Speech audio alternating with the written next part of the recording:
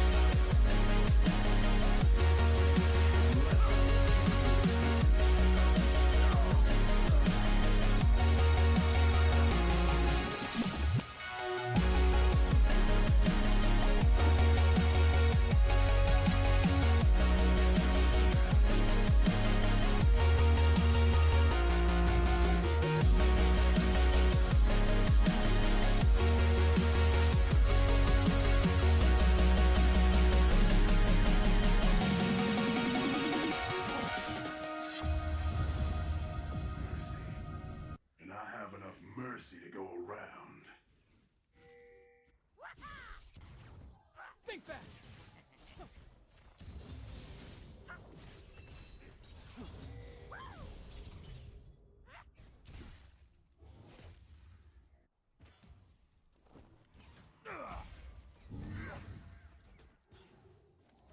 All right, we are here with the OverDrive Platinum League Week 2 with Forsaken Dreams versus Illumination Empire. I am going to be one of your casters, Shadow. Joined by me on the caster deck will be Deselect. Unfortunately, he is busy at the moment, and we had some technical difficulties, so unfortunately we are starting a little bit late here, but we missed a few things. Well, at least I'm not sure if you guys did, but we missed a few things with First Blood being taken up by May is my girlfriend. I would assume that's what his name is. So he was able to pick up First Blood in the jungle there with this kind of skirmish, and we're going to actually see a flash in the mid lane with this aggressive Echo, though both mid laners don't have mana, so we're just going to see the flash being burned. But lots of aggressive measures being taken by both teams. Here you can see the aggressive positioning from Bronze Gatekeeper. Not Keeper, that'd be pretty funny if his name was Bronze Gatekeeper in a Platinum League, but I guess that's not really what he's going for there. But we already do see a good 6k gold lead from Illumination Empire due to the First Blood gold and just kind of the CS advantages throughout, like the Ziggs and the Lucian. So, I mean, we can see a very aggressive roster coming out from Illumination Empire, especially with kind of the Thresh Lucian being a very aggressive bot lane, and the Sejuani just playing very aggressively in the very beginning. So, well. Yep. Hey, Deselect, when did you come back? Did you get out of the closet? Yeah, we are back now, and more along the lines of the bathroom. Oh man, so, but yeah, so a little bit of things happened while you were gone. Just First Blood and a flash being built in the mid lane. Also a TP, if you count both mid laners that taking that TP, which is a little bit passive, kind of interesting. But we also do see kind of May taking the teleport Lucian, being really, I think, confident in the fact that he won't need to have the heal, won't need to be more defensive, and is just going to be playing for the lane, as you kind of see both the Thresh and the Lucian playing really aggressively. So, not too bad. Definitely. A little bit of a shame we're not seeing anything a little bit, you know, crazy with the whole dark meta thing we've been talking Pike about. jungle. We got a little bit of a fight breaking out in the bot lane. Bronze Gatekeeper taking a lot of damage, going to sub 100 health. Doesn't die to the expunge, but the flash forward, he hits the turret instead of the champion, and that's gonna bite him big time, especially if Frostbite can catch up. Instead, he's gonna take Bronze. You can feel. Aggro that screwed them over a little bit in that, but And autoing the tower. yeah, that I mean, Cool.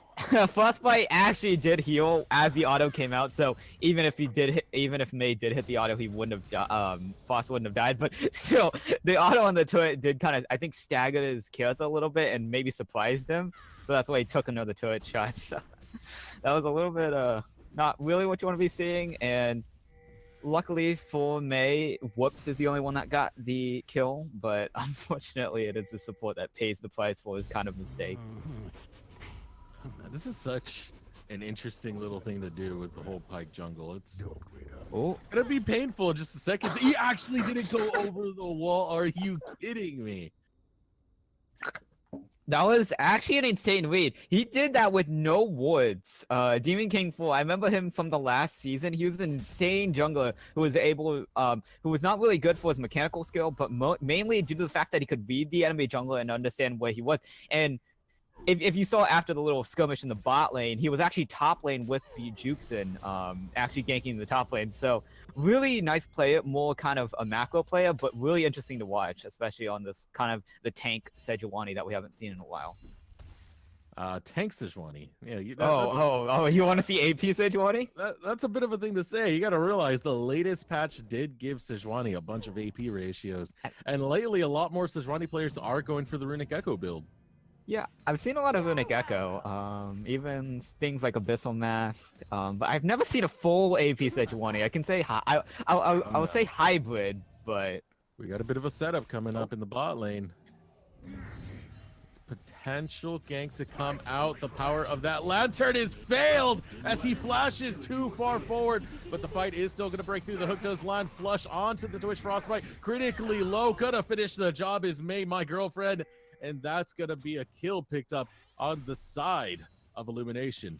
That was an incredibly nice setup, especially with Eno in the mid lane being able to throw that super mega death Inferno Bomb. I need to say this way. Mega Inferno Bomb. I got it mixed up with Jinx's ulti. Yeah, absolutely did. Super mega death rocket. That's what I was going for. But Mega Inferno Bomb is kind of like a global ulti. It's kind of like Gangplank ulti, and especially in the mid lane. But really nice. Oh, here we might actually see a fight over this Cloud Drake. Coming up. Very interesting fight to take. That is a level 6 Echo, so you have to be careful about how you play into him. Still, though, the smite advantage will go over to Demon King as he does pick it up. But now 2v2 over on the top side of this skirmish jungle turns into a 2v3 and the death of Demon King. Now the fight goes forward. Bronze Gatekeeper will fall next. Out goes that shield, getting Panda even more into this fight. But now you are being muted. Is being silenced himself as he has to flash away in order to survive. But the stun does come out. It's still very hard to kill Amundo. And Yuxen, as I'm going to pronounce that name, getting critically low as well. And yeah, overall, net win for Forsaken Dreams. Yeah, Illumination did get the Cloud Drake, but I think they lose Demon King in the process. I'm not sure about anybody else, but yeah, that is kind of unfortunate due to the fact that turned from a 1v3 with Echo trying to face the 3 members into a full-on 5v5 with teleports and just members running from everywhere. That was pretty amazing, but we also kind of see the limitations of Pyke jungle due to the fact that he's only level 4 against Sejuani's level 5. Tried to jump in to smite the dragon, missed this. Wasn't actually able to outsmite Demon King due to the level advantage. And if Bijuxen could have actually stolen that dragon, that would have been just a total win. But I mean, they do get the Cloud Drake, and the kill does go over to Komi. So actually, no, 2 kills were picked up. Yeah. So Bond's Gatekeeper died there because Chromie flashed to get him. My bad. But So good.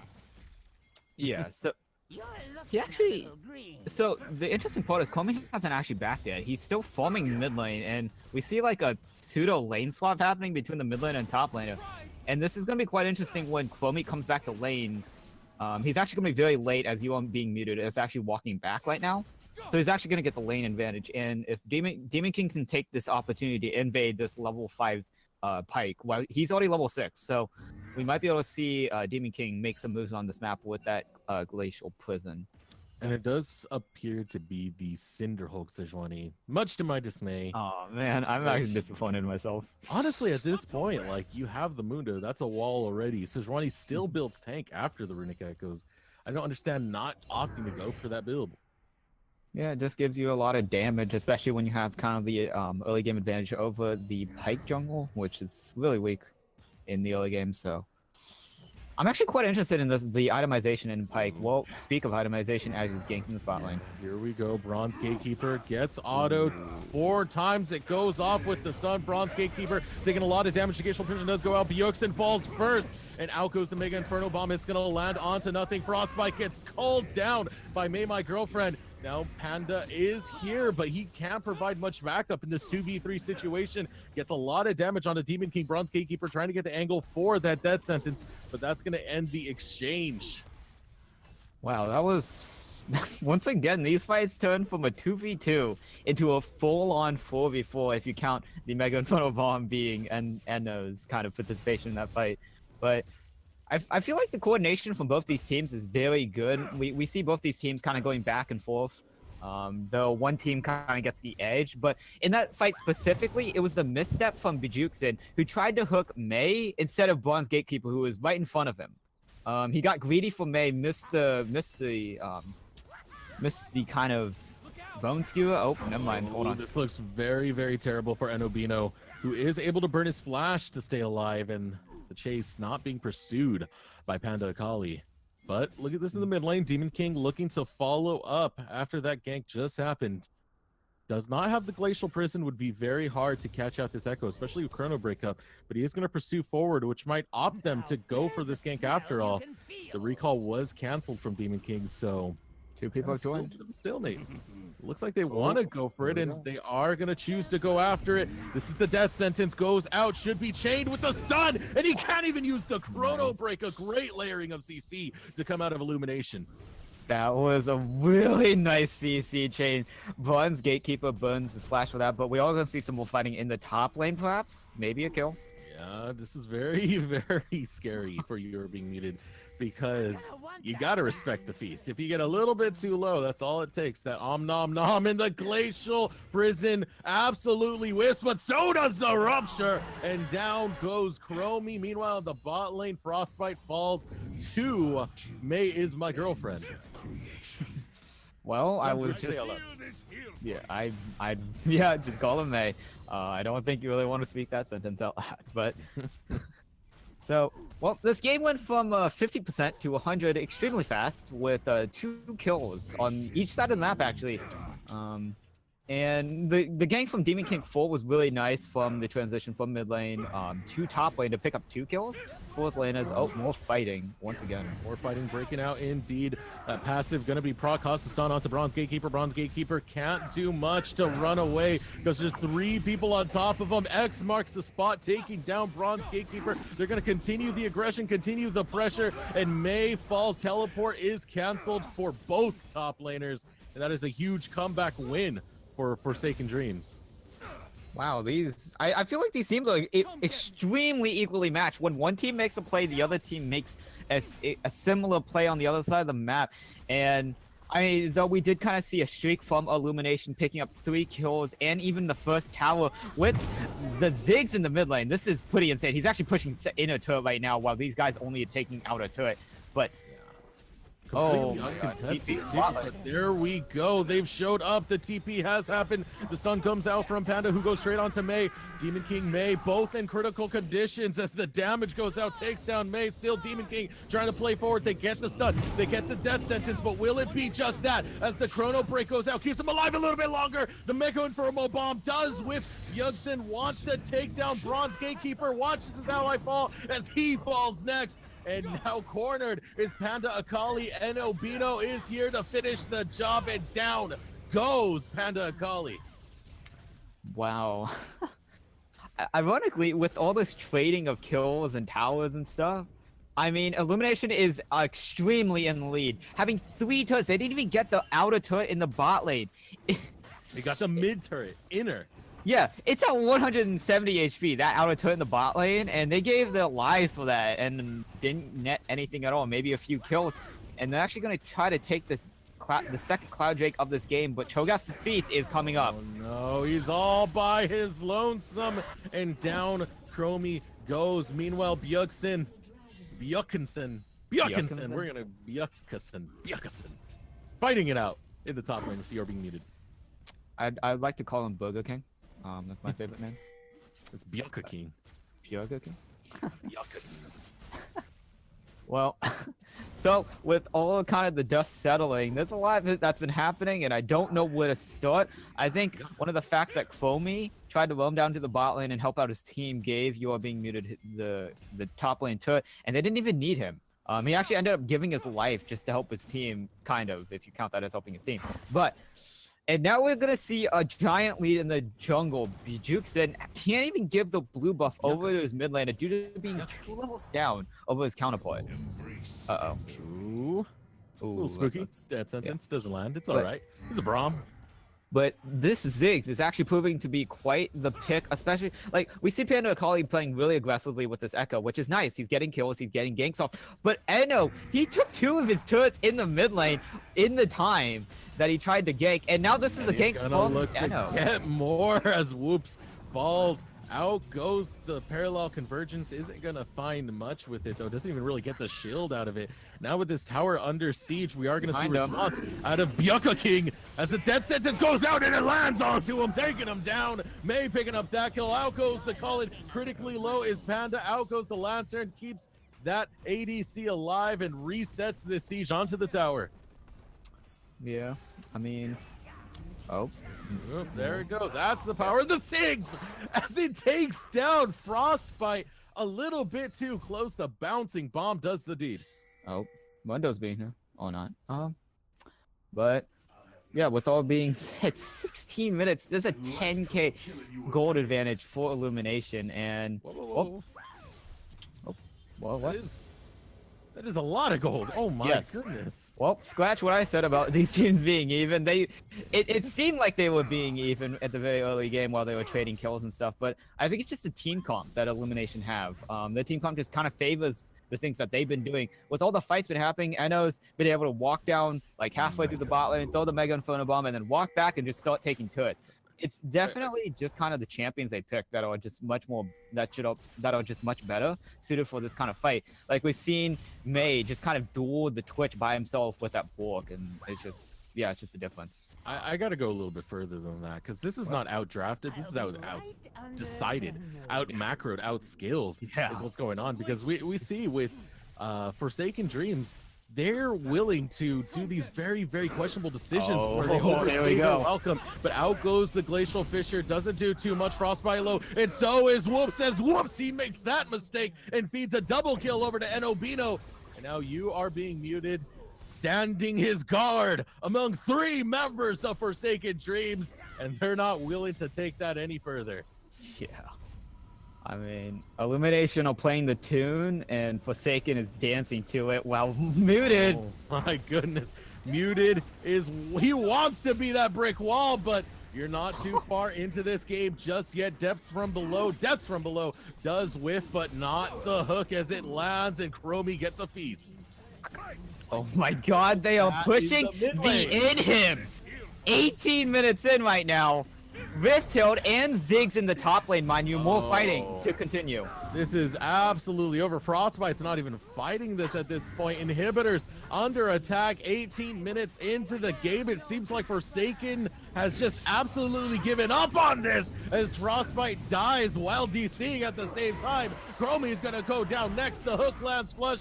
Shelly is here to attack those towers, deliver a massive damage to it. 19 minutes into the game, we're gonna see that first Nexus turret fall. The second under attack, Shelly finally going down.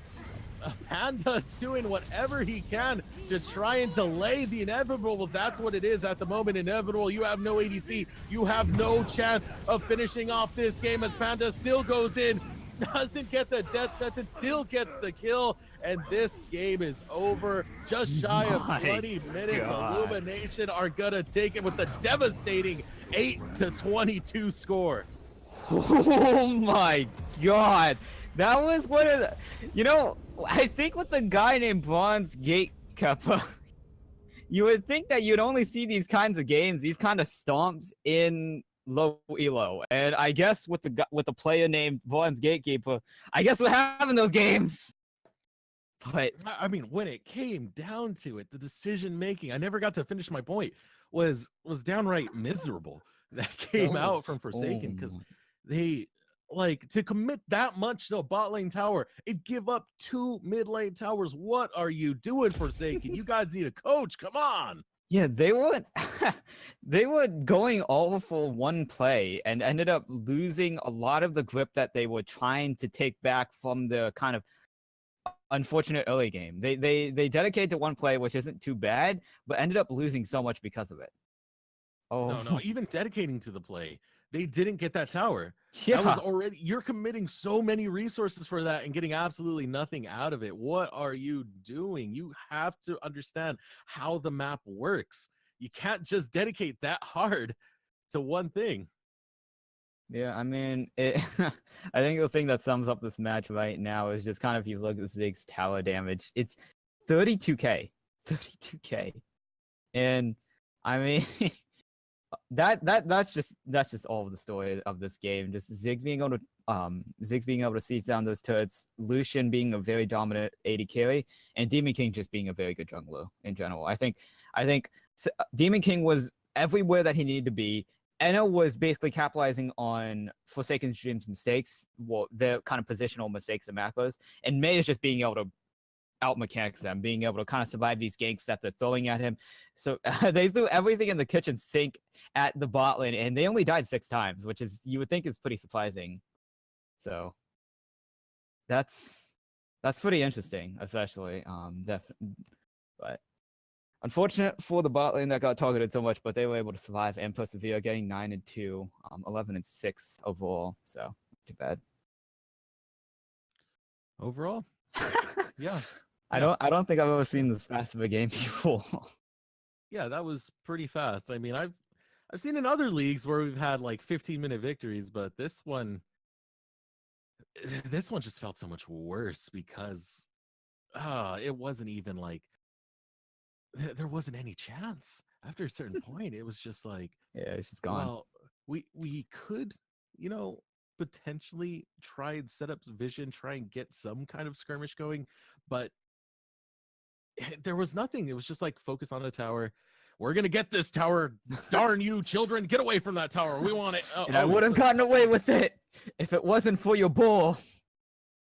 Oh my god. Ooh, man.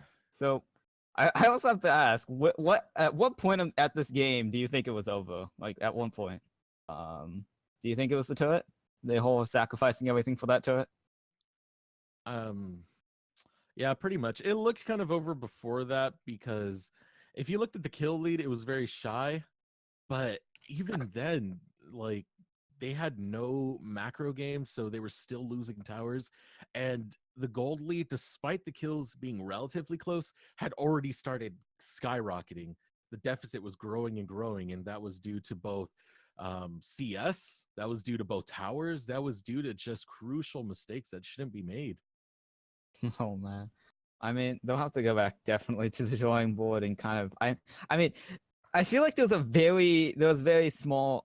Well, okay, I need to rephrase this. There was a limited amount of events in that game. They were mainly just team fights, right? There was large team fights that happened, and I think there was 4 or 5 that really were the major ones. And I mean, sometimes that's good because you can go back to the VOD, right? You can look over the game and say, these are the team fights, right? And look back at them and say, what could we have done better? What's the macro better? But at the same time, you have to feel devastated, right? That you lost in 19 minutes. And they're going to be playing very shortly here against Tanuki Alpha.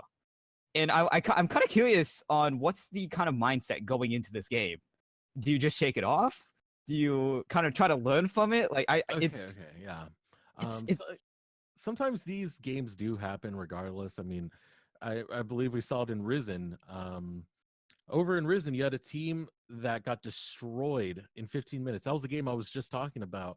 And they reverse sweep the series. Oh. So you could get annihilated, but the key thing is to just like, all right, we lost. That happened. Let's not tilt over it. What the hell can we do better about our draft? What can we do? What can we take from this and move on to the next game? That's what it comes down to.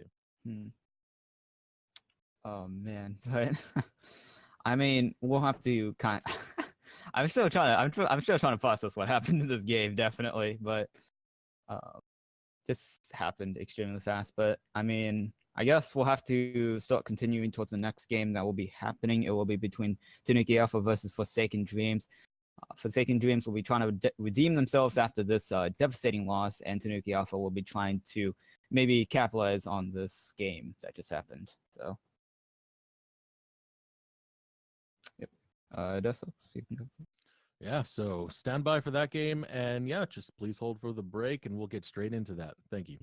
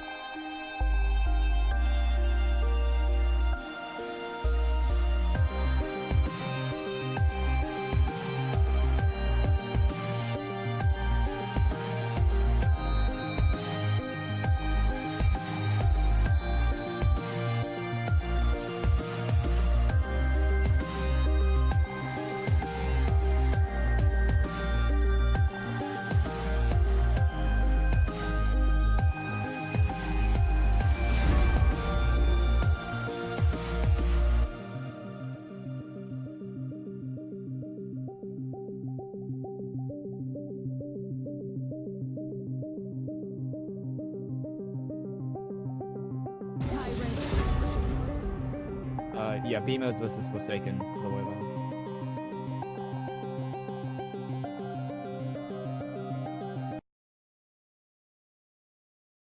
And welcome, ladies and gentlemen, Overdrive League, Platinum League. And due to some rescheduling, it's going to be BMOs versus Forsaken Dreams. I'm your caster today, Desirux, followed by my co-caster, Shadow. And what are we looking at right now, Shadow? How's it going to look like after that huge loss that Forsaken just had? Well, we're looking at some standard bans, and after that extreme loss, well, I would think that Forsaken are probably just going to play it straight. I mean, they did have the 80 carry kind of DC at the very end there. Perhaps that DC might have been well warranted with kind of a refresher. Just kind of have your internet shut down on you, give yourself a break, sit down a little bit, maybe walk around. I don't know, whatever helps you take your mind off that game. As we get in here into Champions Select, we're going to see some very standard bans. Irelia and Morgana being taken off the table. Morgana kind of being the anti-counter pick against many tanks, and Irelia just being a very strong, potent pick this patch. So, ooh, yeah, anti-pick doesn't even begin to describe it. A lot of the things nowadays, especially with that Rakan that a lot of people like to take, has that very sudden engage. Morgana can outright just counter it as he goes in, land the dark binding, and stop any else that the Rakan can do. Yeah, definitely. And I mean, some other notable ones is just kind of like the Cho'Gath that we saw from Komi's last game. Black Shield negates everything of his kit. But as we get further into the pick bans, we do see Lucian ban, Frostbite being a little bit of remembrance from last game, not really want to being able to face that, and Kaisa being also being a very strong 80 carry this patch, so they're just going to take it out of the way. It still leaves some of the more potent junglers up. Yes. Yep. For grabbing, usually around first pick, the Zinjao, the Graves, Talia still doing quite well. Instead, they're going to go with the flex pick, and that's what this meta is about currently. Flex picks, everything's a flex pick now. So yeah, that karma locked in. We're going to see jungle karma response. I'm waiting for the day that we get to see jungle karma. That's going to be the day.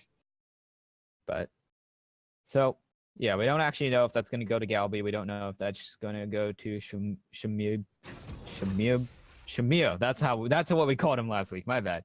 But so looks like Forsaken's going to go a little bit in order. Darius in the top lane, giving Chromie more of that carry potential, not putting him on the tank Cho'Gath, more of the Darius who's going to snowball this game. So maybe Bajuksin is looking to camp that top lane and get this Darius ahead.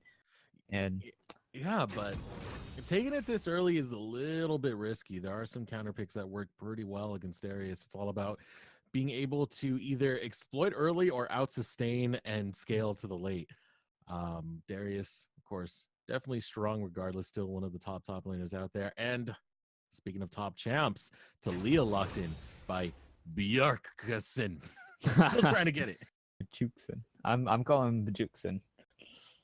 But so we actually do see End picking up that Nocturne that was so favored by the gold junglers last week. Cough, cough, Coach Mavs, I'm looking at you.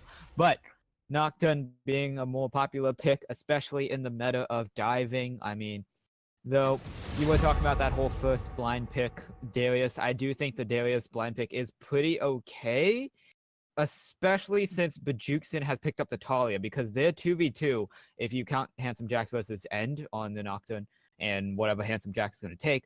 Their 2v2 is probably going to be better than anything they can dish out, unless you maybe pick an Alawi. That's somewhere up there, maybe like a Camille, something, but... Well, that's the thing. It doesn't really come down to the 2v2 all the time. Yeah. Darius, of course, as you said, he's one of the strongest top laners right now. Considered tier 1 in terms of top lane tier list. But no problem. What it comes down to when you're going against Darius is usually, if you see that Darius happening, it sways your champion pool to either take the hyper aggression early, say even a Renekton at that point, or just go for something that scales later and play safe against the Darius. That's why, you know, in this meta, top lane is usually reserved for like the last pick, or even saved into the second phase. But unless you go for the hyperflex. So yeah, I mean, Darius bot lane or Darius mid, we've seen both of them actually. I think notably in the LCK. It's pretty funny seeing Faker play Darius mid. that's very interesting. Well, away from that, we do see kind of second ban phase coming through. While Akali has picked up the Vladimir being banned out his own Akali. So Vladimir is going to help out the team comp, very focused on the dive. I mean, Darius, Talia, Vladimir, all of these champions are very good at doing like maybe assassinating people or diving them or even cutting them off if you count that up. So very good. We kind of see a team comp here. So Thresh, Whoops is going to take his hand at the Thresh that he just faced.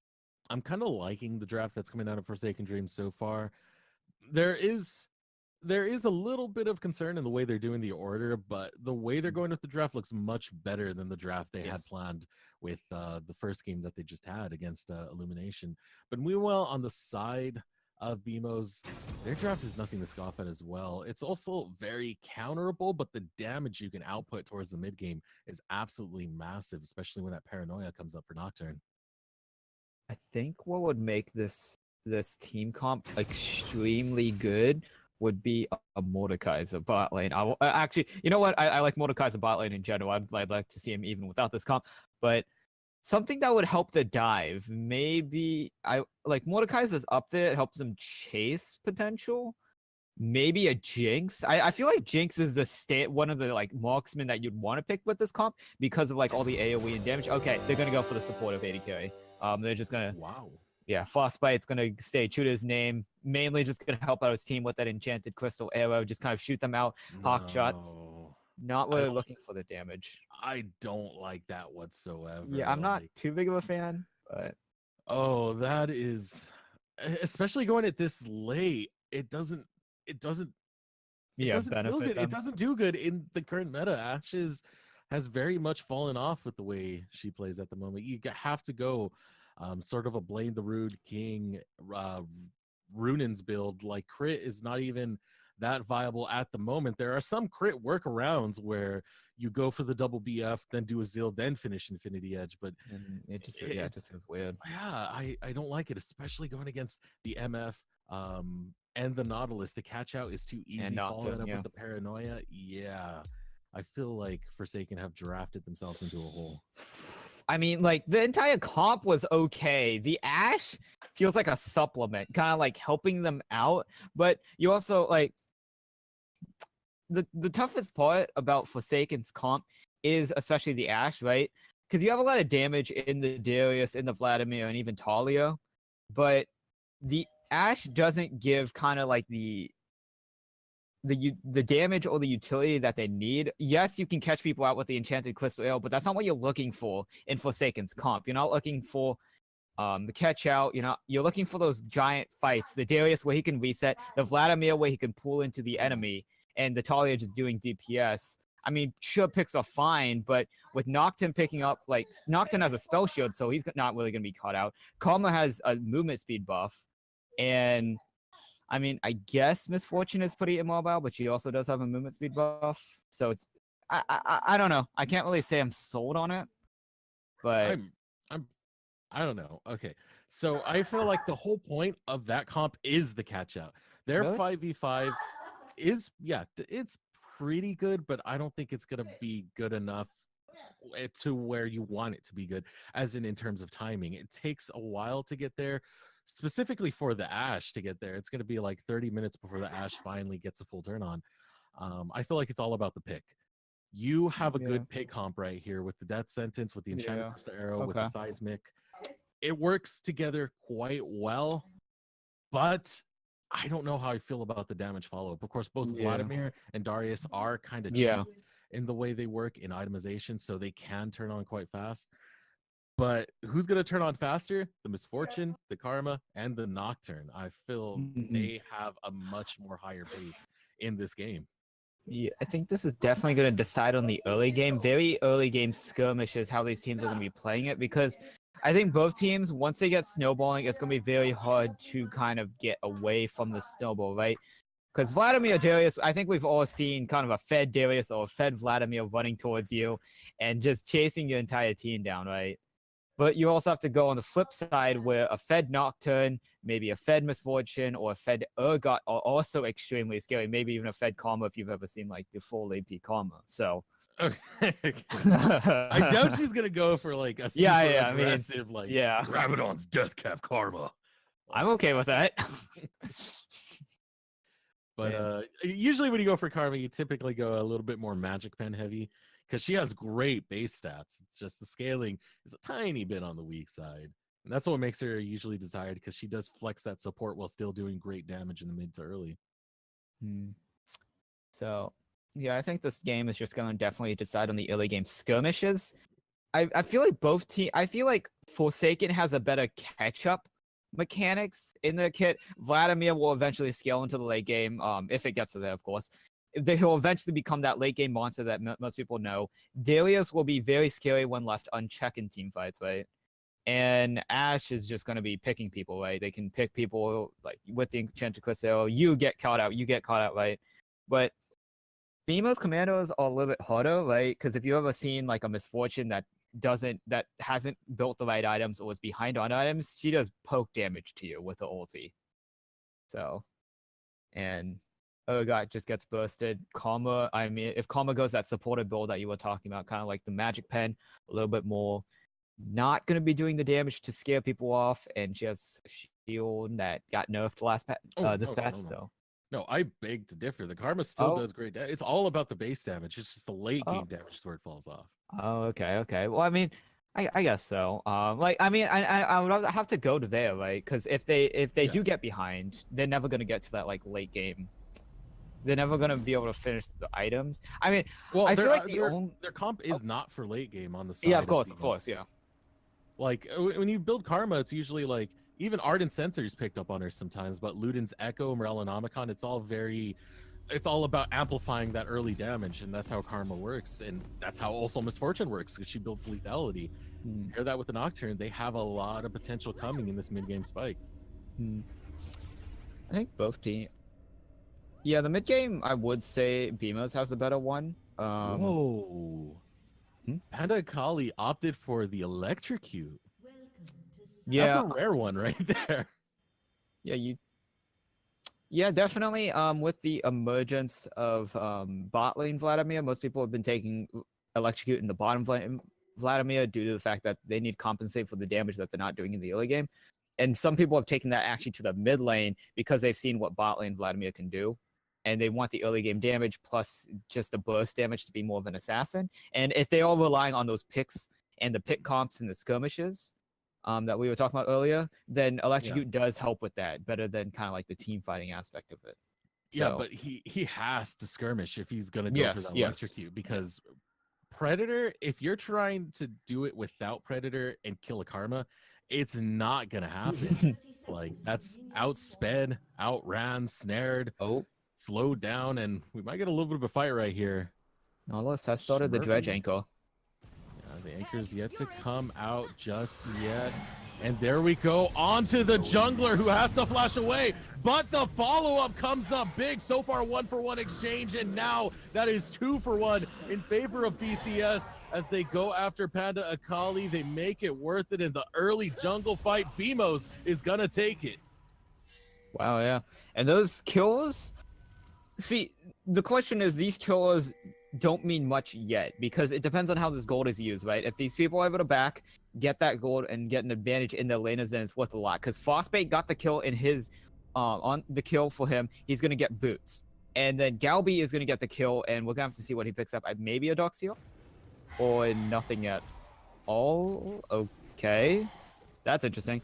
But and then Shamir got the kill, which gives him a Reju bead, which probably won't help him in the laning phase much. I don't think that does much. It does help him get faster to the Targon place, but otherwise not much. Oh man, tell that to Reju beat junglers like Warwick. Love that.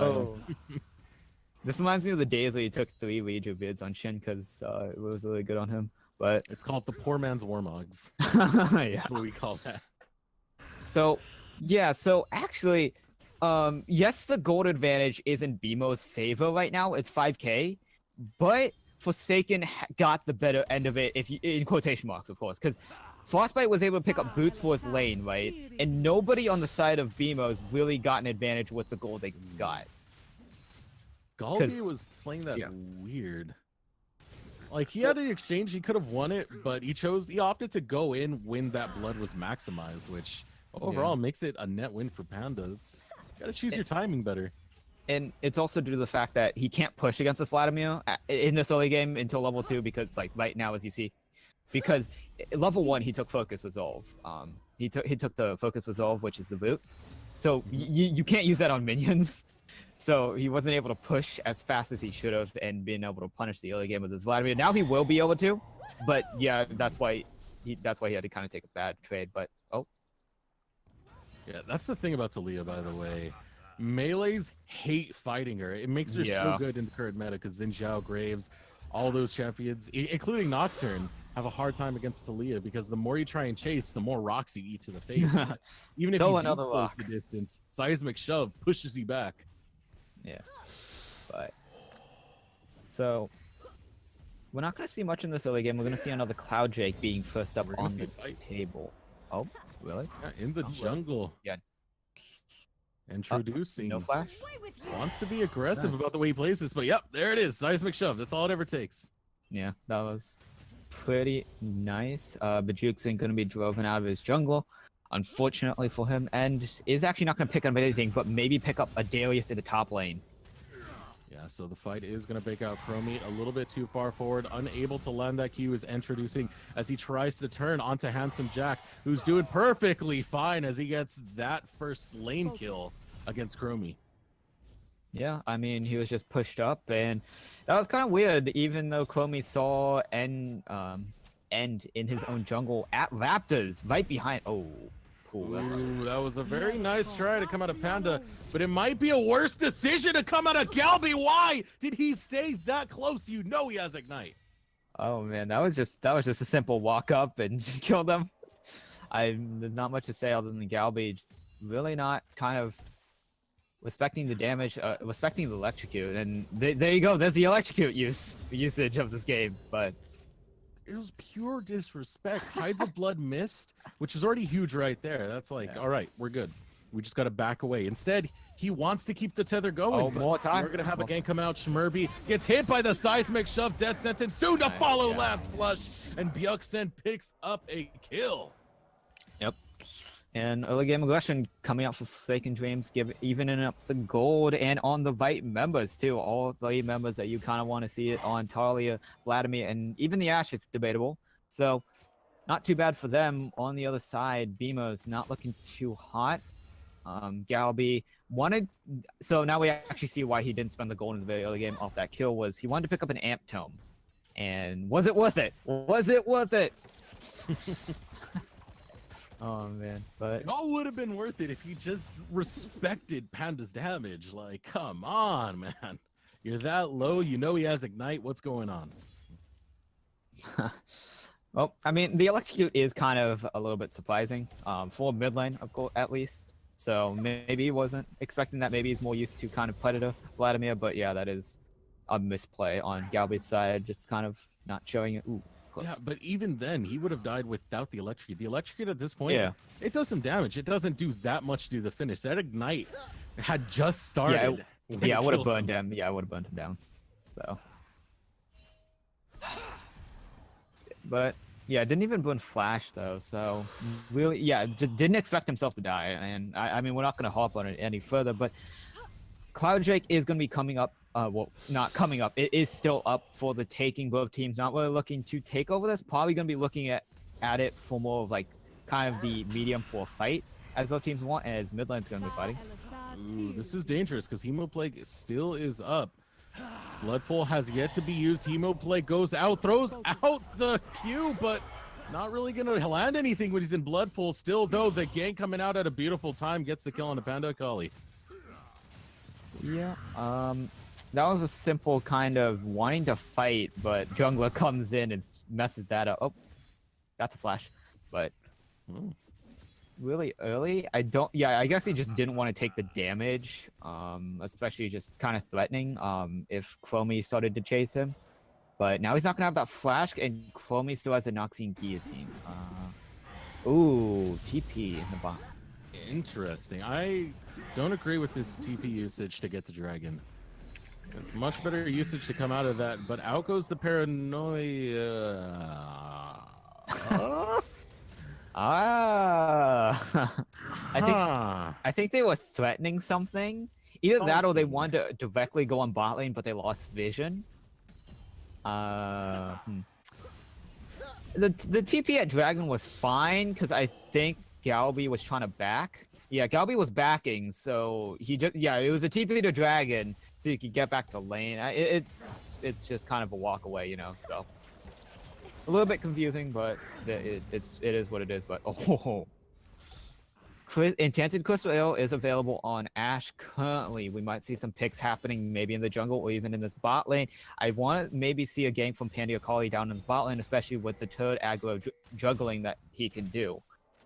But might be a little bit might be a little bit not the best, but as a gank in the top lane. Yeah, Weaver's Wall really set this up to be 100% successful as the Noxian Guillotine goes down. And overall, that's a brilliant use of that Talia right there. The Weaver's Wall does excellent work when setting up your ganks, when setting up sieges. Brilliant tool. Yeah, that's one of the reasons why Talia's so prominent in this jungle. It's just to the fact that more and more champions are a little bit less mobile, and it just punishes them. But Galby doesn't understand how the troll pool works. Is that what we're calling it? The troll pool? That's what it is. So which came first, the troll pool or the troll pool? Got the hook going out, a lot of damage on the Whoops. Out goes the Enchanted Crystal Arrow, lands onto Bing Bong. Whoops still alive though, able to use that cage to stay alive. The box works quite well, but yeah, no mana on Bing Bong, and that's going to bring an end to that fight. Just a flash by Whoops. Nothing else is burned. Nautilus still has the depth charge, but does not. I don't think he has a mana. Yeah, he doesn't have the mana. Instead, opts in for the hook. There's no Enchanted Crystal Arrow this time, so it could be quite dangerous for this bot lane squad of Forsaken, but they managed to get a disengagement. Low mana bars all around both bot laners. But so yeah, I mean both these bot laners are just gonna be trading damage, just auto attacks. It's mostly just. There we go. The Hemo Plague with the burst does the job ever so easily. He just walks up. He walks up to disrespecting Galvi and just kills him. Well, I mean, I guess that's one way to punish it. But Jungler's joining in this bot lane. Out goes the Ignite on to Sherby. But Bjergsen is here, and the Paranoia takes down the support. He wants to continue Seismic Shove, not at the best of angles. The double up takes down Bing Bong. Other way around, Frostbite. And now Shmerby critically low, but still could go for the anchor kill. Bjergsen stays around too long, and Bing Bong takes him down. That was extremely nice rotate, and Shamir actually engaged, though he did burn a slash later in the heal. But that was actually an extremely good engage, because he got the damage on Whoops, and then allowed N to jump on Whoops using the Paranoia, and then just trigger that entire chain of events. Bjergsen stayed, trying to get the kill on Shamir just to trade back the lives of his teammates, but unfortunately wasn't able to do anything. Top lane might be a kill. Enchanted Crystal Arrow does go out. One more auto should finish the job. Shield goes out. Still needs that auto. Lands it, and Whoops catches Shmerby on a mistake. But still now down in that bot lane is Panda. Meanwhile, in the top side, Handsome Jack trying to take down Gromi. Out goes the kill from Panda onto Shmerby. Now Galby in the mid lane fighting out with Bjergsen, and there's fights going all over this map right now. Yeah. But, I mean, despite that, it's still even on... I mean, with all these kills happening, it is still even on gold with the Weave as well in the mid lane. Oh, Galby, I feel like he doesn't really understand how to play this champion. He keeps breaking his own tether, going a little bit too far forward, throwing his Qs at the troll pole. Like, what's going on here? Yeah, he's. Oh Go my and god. engage onto Bing Bong, who is ever so low. One more auto finishes the job, but a redemption kill coming out from Schmerby, as well as the depth charge out of tower range. Is Frostbite gonna stay alive for a little bit longer? But with Ignite out, it might be not long enough. Autoing, kiting, doing his best, but one more stomp of the ground finishes the job. And overall, that is a net win for the bot lane of this team. But Panda getting a little bit too far forward, uses the troll pull to forsake aggro, but with no predator, he's not going to find the kill just yet. Hemoplague goes out. We're going to see if that Hemoplague does finish off Galbi, and no, it does not. Overextending is Panda. Meanwhile, Handsome Jack wants to fight it out with Chromie. Out goes the Noxian Guillotine, and it does the job. Oh my. Well, I'm going to say the statement now because I think it's accurate. These teams are very close and very even. They are exactly the same on goals. Like, fights happening around the map. I mean, these teams are close. I won't say the players are close, though. So, a lot of things happened. Panda Collie played really aggressively. Well, kind of deservingly at least, because he's been very successful this entire game, but finally gets punished for it. Oh my god, more fighting. We're not done with the fights just yet, but out comes the ultimate from Bing Bong, who does so much damage! He's looking to find the double up kill, and the Frostbite, he gets the double kill! Bing Bong coming up huge, and that's gonna claim first tower. That was extremely nice by the members of Beamer's Commandos, bot lane, Bing Bong, and Shamir. So at first Shamir was the one getting caught out, but when you burn only a CC on the Nautilus, the tanky one, and your AD carry is free to lane, it doesn't spell good, as Ocean Drake's going to be taken by Beamer's Commandos, and that's going to be the second one of the game. And oh no, he's going to play very aggressively now. That troll pill coming out at a very bad time. The fear makes it impossible to attack back, and introducing Paranoia to the mid lane. That was quite interesting due to the fact that there's a loud noise that tells you when the enemy team takes drag. Oh my god, more fighting in the top lane. Yeah, the fighting does not stop. Chromie trying to battle this one out. 5 stacks means Noxian Guillotine is nigh, but it's not off cooldown just yet. Still, Decimate finishes him off. And Chromie doing ever so well. 3-1-1 in this top lane. No. But here Goon comes Squad. the lane swap. Goon Squad doesn't quite make it just yet, though. I have found my quarry. Oh man. No, what makes it truly the Goon Squad is when Paranoia comes out and the bullet time comes out, so you can't even see where the bullet time's coming from and you're taking a bunch of damage.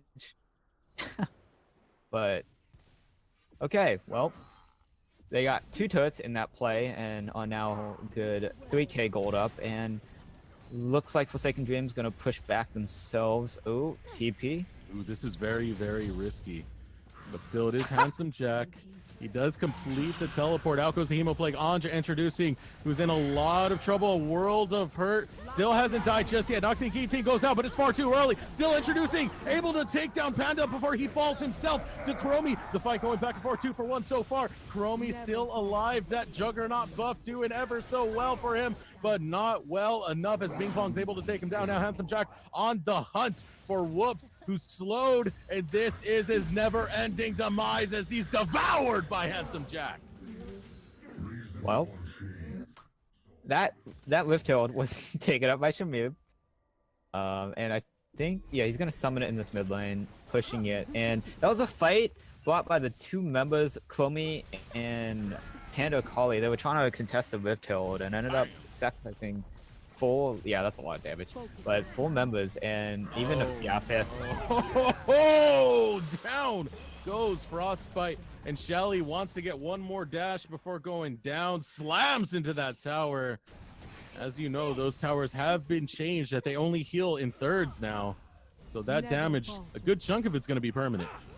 Yeah, and Bing Bong is having the time of his life, having the misfortune game, being able to just press all and be not contested at all. That is one of the dreams of misfortune players, just being able to use your ulti and not. Actually, you know what? In 80 carry and 80 carry players in general, just being not contested for a fight, and not much CC is being thrown over to Bing Bong, and he's just going to be able to have free reign in these fights, and that's what's basically chunking out the members. And introducing is doing his own, but it is. I feel like it is just mostly Bing Bong just shredding through, and Shamio just CCing everybody. So. Yeah, earlier when you were saying they're even, I didn't really feel that way about it because even though the gold was even, at this stage of the game, that type of work benefits this team drafted by BMO so much because they spike earlier. In the long run, it would have worked for Forsaken if they could have defended all the attacks that BMOs were doing, but now we're seeing it exponentially start growing. Already a 5K lead for BMOs, and they just keep bringing it. And here comes the paranoia, looking to find the target. Bjergsen can't get off the seismic shove in time. And now a chase onto Whoops and Frostbite. So much damage coming now. Whoops, you made a mistake as Bing Bong takes him down. Yep. And this is just going to be... Oh, Frostbite, what are you doing? It was time to run away, but now it's time to die. Meanwhile, in the top lane, LG Handsome Jack fighting out with Chromie. Still 5 stacks on Chromie. Wants more. He flashes forward with the Decimate. He wants the Noxian Guillotine. Ever so close. He bleeds to death. Doesn't even matter. But with that note, the inhibitor under attack. Out goes the Hemoblade. A lot of damage on the Panda Kali, who's trying to deliver a lot of damage himself, but it's not quite enough as he falls down to Bing Bong, and the inhibitor goes down regardless. Wow. 2 games in a row, the base is already broken. Oh my god. Oh. Oh. Okay, so we're just gonna... I'm gonna pretend that everything's done now, hopefully. And there's now a 6K gold advantage going over to BMO's Commandos. And, oh man, so... Yeah, so we're seeing the reverse pick comp where... Oh my god. This is a fight comp. Bjergsen goes down, getting too close. Respect the damage this team brings because they are online right now. I'm just not gonna speak. There's gonna be more fighting. It's permanent fighting at this point. It's permanent fighting. We're in solo queue now. But This is so what we talked about. Forsaken, their decision making. yeah, it's very questionable. So I mean, we're just okay. So now that I have the time to speak, yeah, definitely we're seeing the reverse pick comp here. We're seeing Nautilus, we're seeing Nocturne doing their job, being able to just use all the Nautilus using the immense amount of CC he has, Nocturne just using that innate diving mode, and just being able to pick out the members that are out of position. Whoops is feeling the Whoops and Frostbite are feeling the brunt of it, while Panda Kali is just bringing himself to them, trying to kind of carry his team. But you only have a protoboat. Oh no, fight. Oh, never mind. You have a protoboat, dude, and you're not really going to be doing the massive damage that you look for, that you see from like a 2 like even a 3 or 4 item Vladimir. So more fighting. Okay. Oh, whoops, a little bit too close. Once again, out goes the Hemoblade, doing a lot of work. But look what's even doing more work at this time. It's the bullet time. They find 2 so far. The Dragon's starting to run low, but so are the health bars of Forsaken as 4 members go down in a Dragon attempt. All right then. So that's gonna be Baron. That's definitely gonna be Baron. I feel they are very strong to be able to do this Baron. They got Karma with the shield. Okay, you know, I don't even need to explain that. The 10K gold ahead.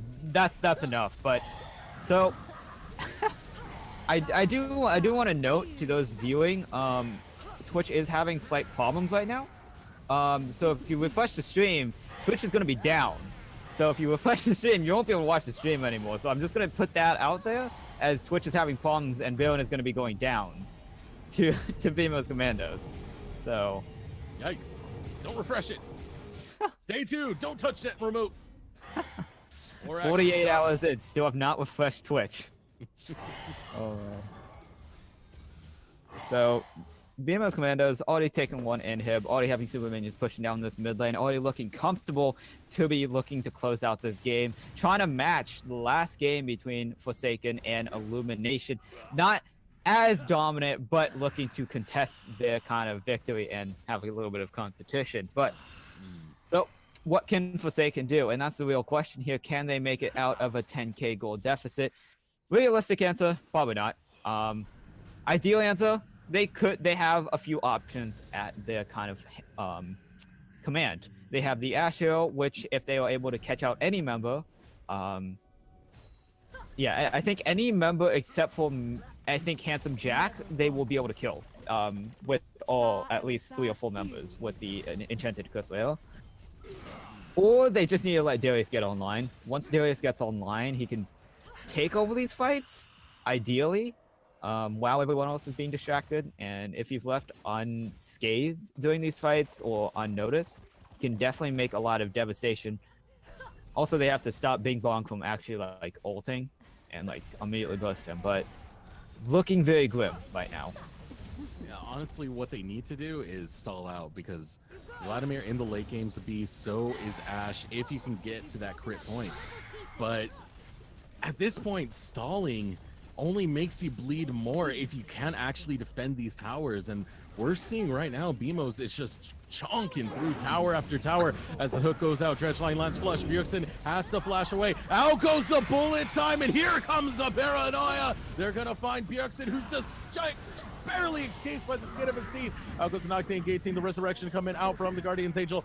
So far, it's a 1-for-0 exchange in favor of BMOS as they set their sights on to this Nexus Tower. Bjergsen caught again. Can he make the escape? Number 2, the answer is no, as he falls. And now the Nexus exposed Chromie is set to fall next, but not before Handsome Jack falls. And 23 minutes into the game, BMOS look to slaughter Forsaken. Wow, these games are really fast today, man. But definitely, that was one of those games, as you said, was just completely even until you realize the fact that one team is just a little bit better at the mid game than the other, and even is exactly what they want to be looking for. So, BMOS really understand. I would say that they really understand that. Kind of look really, just kind of stall for that mid game, and then, yeah, just use their comp. Especially like introducing, really capitalizing on that paranoia, Bing Bong having the time of his life on that misfortune, and that's just how the cookie crumbles, I guess. Yeah, I mean, Galbi went for the support mid. It looks like he was kind of lost on what he was doing for a while, but then, you know, once his teammates turn on, all you have to do is follow Bing Bong around and just give him a shield here or there, keep him going, make sure he's healthy, and he'll do all the work for you. And that's exactly what Bing Bong did. That is a 21.0 KDA absolute beast. Yeah, I mean, especially. So, also, I mean, looking at the damage charts, it's just, yeah, Bing Bong was kind of the sole purpose. I mean, also introducing being a very big factor as well, but those 2 members being, and I would like to say that the Karma was an extremely nice pick there, especially when you got those 2 carries on your team, being able to support them and help them, and just basically let them let loose is just amazing. So, otherwise, yeah, that's the story of the game. And with these fast games, there's nothing else to say other than just one team just displayed kind of just better understanding of the team comp than the other one.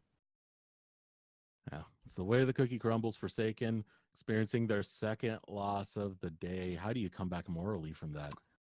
I mean, they have a week. They have a week before they have to finally once again play again. And I mean, in that week, perhaps they'll find something.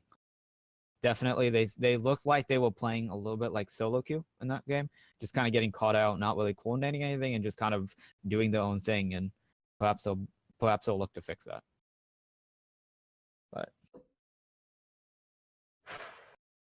yeah, so I think that's gonna do it. Unless you have any more closing statements.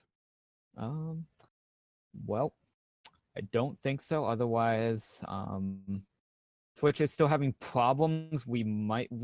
Depending on how Twitch fixes itself, we either have another game tonight, BMOS Commandos versus Illumination Empire, the 2 teams that have kind of unfortunately for Forsaken beat them, or if Twitch continues to have these problems, we might have to shut down the stream early. And in that case, I will say the kind of introductions, well, the closing statements, June 28th will be our next stream between Bronze and Silver and Gold Leagues. It will be, I think, for Bronze and Silver, week 3. We haven't scheduled that yet. But, yeah, so it'll be happening at the exact same time, 7 p.m. Central Time. So, that's all I got to say, at least. So for the moment being, thank you for joining us. This has been OverDrive League, Week 2 Platinum League. I'm your caster today, Desperx, followed by my co-caster, Shadow. And we may see you later, depending on Twitch's problems. But if not, we'll see you another day. All right.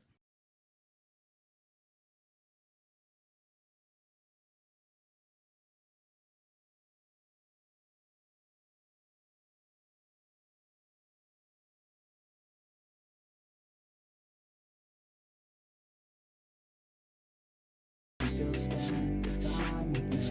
When I go, I want nothing else but you.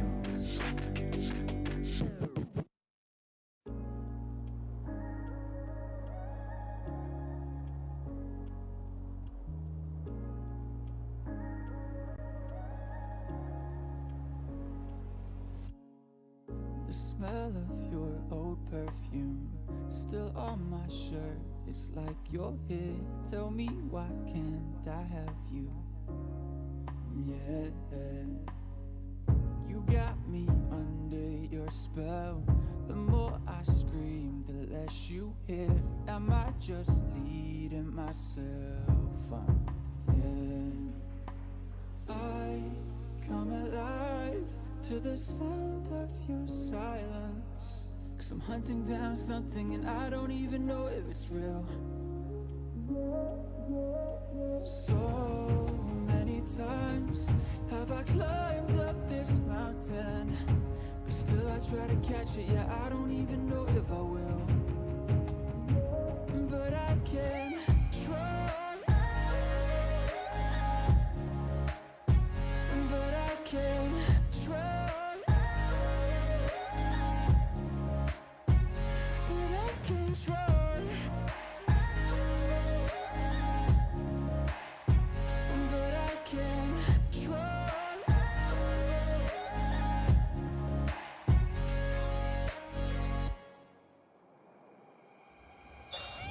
I saw you with him last night.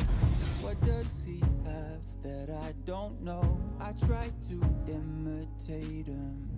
Yeah, yeah. 'Cause you are the Wild West, and I've just a gun with no ammo, but still I give it my best. Yeah, yeah, yeah. I come alive to the sound of your silence. 'Cause I'm hunting down something and I don't even know if it's real. So many times have I climbed up this mountain, but still I try to catch it, yeah, I don't even know if I will. But I can try. But I can try. But I can try. But I can try.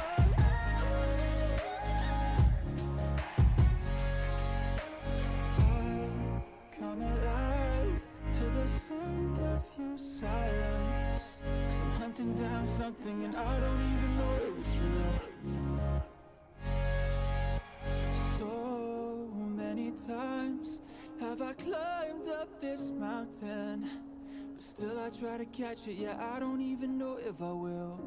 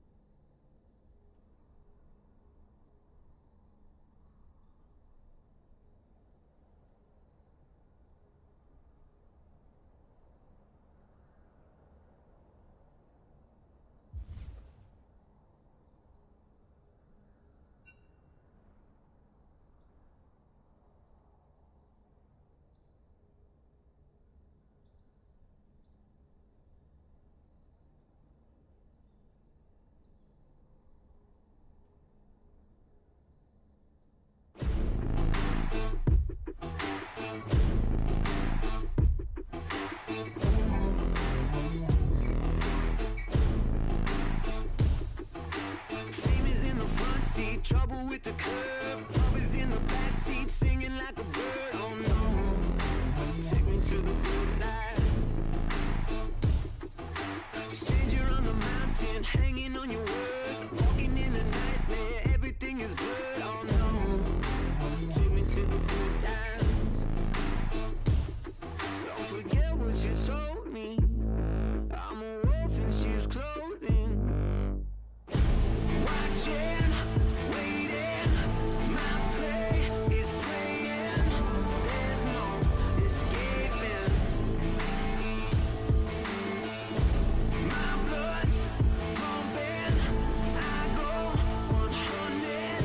The hunter, the hunted.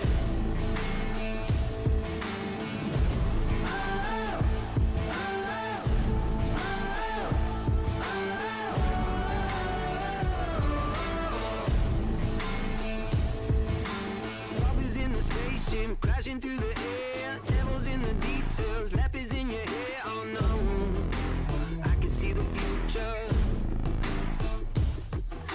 Take another picture, drop it on your tongue. Let your body burn down, breathe it in your lungs. Oh no, take me to your leader. Don't forget what you told me. I'm a wolf in sheep's clothing. Watching, waiting, my prey is praying. There's no escaping. My blood's pumping. I go 100. The hunter, the hunted.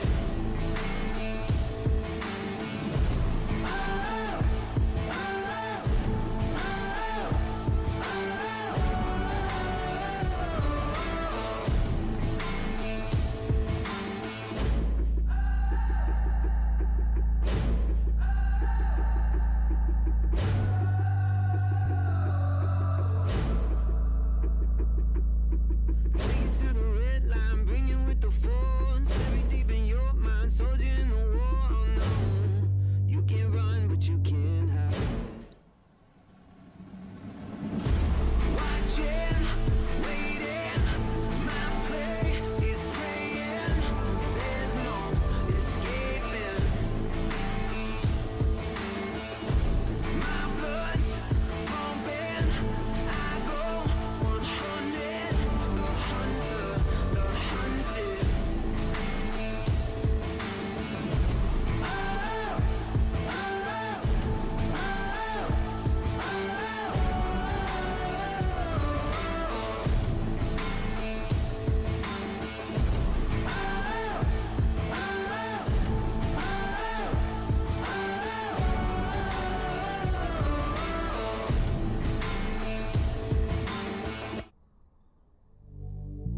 Drink, think deeply as I sink.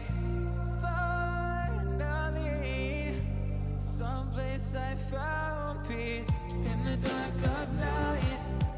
Tabletops, counters in the early hours. Stone cold inside. Banging drop stanzas, never needing answers. We wander all alone, but we can't find the street lights go. We wander all alone, but we can't deny we are the street light people.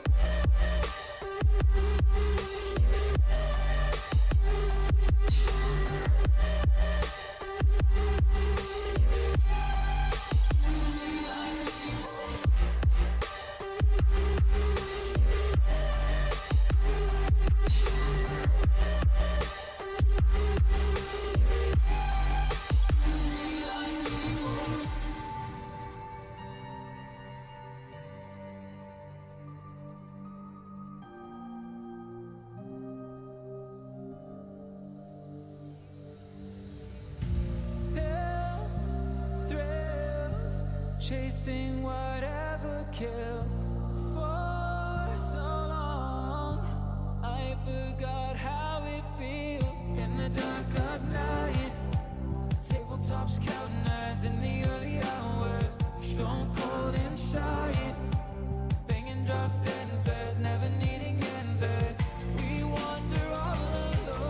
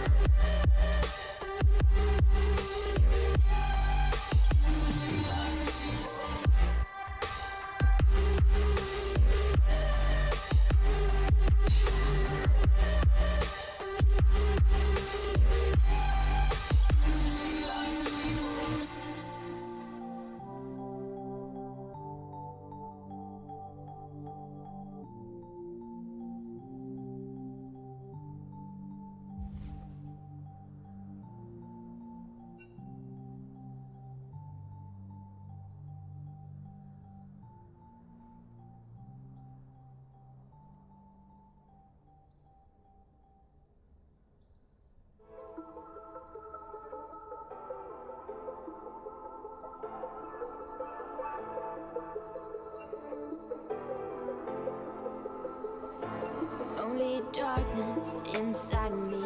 I wish I could find you, but I can't see.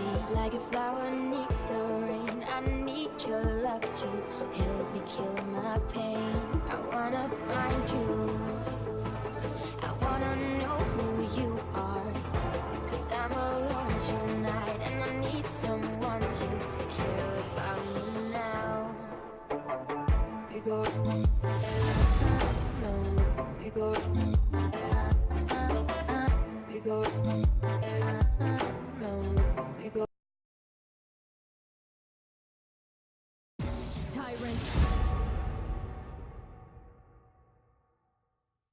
All right, we are back with the last game of tonight between Vimos Commandos and Illumination Empire. We're doing the last game no matter what problems Twitch has, but so we can show you the entertainment. But I'm gonna be Shadow, one of your casters, joined by me on the caster desk. We'll be, hey, it's Blitz from last week. What is up? What's up? I got to speak 3 sentences last week. I'm hoping I can get in a few more this time around. That's a pretty bold statement. Do you really think I'll let you do that? Maybe. It depends on how hyper you're feeling. Oh, okay. But as we get into champion select here, we're going to be seeing two bans already off the table. It's going to be Aurelia and Karma. We saw the Karma from last game by Galbi. So the Karma was pretty potent, and that will be taken off the table. Really helped out his team. And the Ziggs giving Eno playing Ziggs, playing it very well against Forsaken Dreams, going to be taken off the table. Otherwise, what else bans do you think we'll be seeing here? We'll probably see a Kaisa ban just because Kaisa's really strong in general in the meta right now. But I'm not sure about anything else because I don't really know these teams in particular because I was not here for the past big game. Okay, so here's the crash course, right? Both these teams played extremely good games today. It was Illumination Empire finishing the game before 20 minutes, 39 against Forsaken Dreams, playing an extremely nice comp with the Ziggs. So they played Ziggs in the mid lane by Eno, and he basically took Inner Turret, I think 10 minutes in. Inner Turret mid lane. That's something. Also, seeing a Nocturne ban, what is this? Oh, okay. So that was last game, Beamos Commandos versus Forsaken Dreams, and introducing played the Nocturne and played it splendidly. Yeah, there's a Kaisa pick, not a Kaisa ban as you thought, but it will be. She's basically pick ban right now. But yeah, so it is from last game because introducing played an extremely good Nocturne last game, and that's why they're going to ban it out. Otherwise, the Mundo ban is from You Are Being Muted, who also played an extremely good Mundo game on their game versus Forsaken Dream. So there's that. Otherwise, we do see the Lucian being picked up by Bronze Gatekeeper. So this is actually really interesting. Demon King 4, he played Sejuani in his game, but so Bronze Gatekeeper was the support in the first game, and they had a role swap and also a sub because their AD carry was not available to play the second game. So now they have MST Negate. Really interesting. But so Bronze Gatekeeper played Thresh in the first game and is now going to be playing Lucian in the bot lane. But all right, so we have a Sejuani pick here, which is probably one of the better picks for dealing with Kaisa because just armor stacking is absurd on that champion. But it's also probably not damage. one of the better picks overall, and it might make us presume that they're going for a more team fight based comp rather than skirmishing. But we'll have to see later on in the. Yeah, and with Beamos Commandos picking up the Tarek. I want to see a Master Yi, but with the Echo being locked in, I do not think we're probably going to see Master Yi, but I think that... Is that going to be an Echo mid or an Echo top? I would like to lean towards Echo mid due to the fact that Echo mid is just kind of better in all aspects. We have seen Echo jungle, a little bit of Rising, but we are going to see the Assassin matchup in the mid lane, Echo versus Talon. Who do you think will win the Assassin matchup? I'm not too sure about Echo's early game, but I feel like Talon should win that, but he needs to get an item first. Okay. I feel like Echo has better base damages overall, but like if Talon gets a Duskblade or Yomu's, then he'll start winning the trades more. Well, that. Also going with an Ignite, so yeah, so that's spicy. So we are going to see second ban phase going through. Urgot ban is going to be taken off the table. Handsome Jack did play Urgot last round. Did not really make a good showing on it, but it is on his top lane champion pool, so they are going to take it out of his kind of potential picks against the non-existent top lane pick that I thought was already picked. Okay, that's happening, but...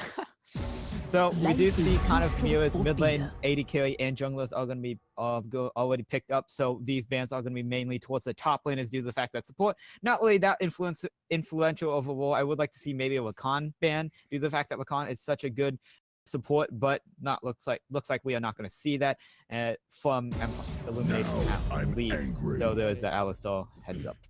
We're noticing a lot more bans trying to take out their top laner rather than the jungler. Well, at least on Illumination's side, but I'm not too sure if this has anything to do with the skill of BMO's top laner, or if they're just like, they're more afraid of a top lane champion than a jungle champion coming out. So, I feel like, Nami pick though, that's pretty good for Lucian, but getting the 3 auto buffs is actually really good because he'll do things like auto dash and then auto twice again because of his passive. And he'll probably run press the attack or conqueror. I'm not sure which one yet. We'll have to see later, but yeah, it just the Ornn pick. Good. It's a really good blind pick. Very tanky. Helps out the team. Doesn't have too many bad matchups, though can get punished. So not too bad for Handsome Jack. If they do somehow get to late game, like really late game, that Ornn is not going to have a fun time as he no longer has a passive to buff himself up. He no longer has base damage to help him out as everyone has the level, like... His Brittle was a lot of damage. Yeah. But it's like... And there's no reason for him to stack damage anyway. Yeah. Because it looks like they're trying to play more protect the ADC comp here, which is pretty good with Kai'Sa. So... But... Jax? Jax against the Ornn. And I was hoping Lucian top. Yeah, Jax flat. That's why they have the Nami. It's to help the Jax. But so I've seen this matchup a few times. What? TP? Lucian? Yes. Yeah. Yes, really? he will. Yeah. You take TP bot lane when you think the matchup won't be as hard. Kai'Sa Taric isn't going to really pressure a Lucian, definitely. So it's debatable, but yeah. So TP is mainly taken when you don't think you need the heal. That's basically the thing. It helps you get back to lane faster and just helps you kind of gain an edge, especially if you TP into like the lane when both bot lanes are backing. It does help you out a lot. So you can kind of see that. Also, so I've seen this Jax versus Ornn matchup a few times, and every time I've seen it go Ornn's way. Ornn's base damages are insane, and Jax just isn't able to kind of have the damage in the early game to cut through the tankiness of Ornn. But I still believe Jax has the... even despite all the times I've seen Jax lose this lane, I still think Jax has the winner. I still think Jax does do well in this lane, but... I believe that Ornn wins it, honestly. Yeah, I mean, evidence has shown. He's a knockup. He has all sorts of slows. Jax really doesn't have too much base damage, and although he does have an escape option over Ornn, he just doesn't have the damage output early enough without an item. So it'll basically come down to how safe the top laners are playing for that lane matchup.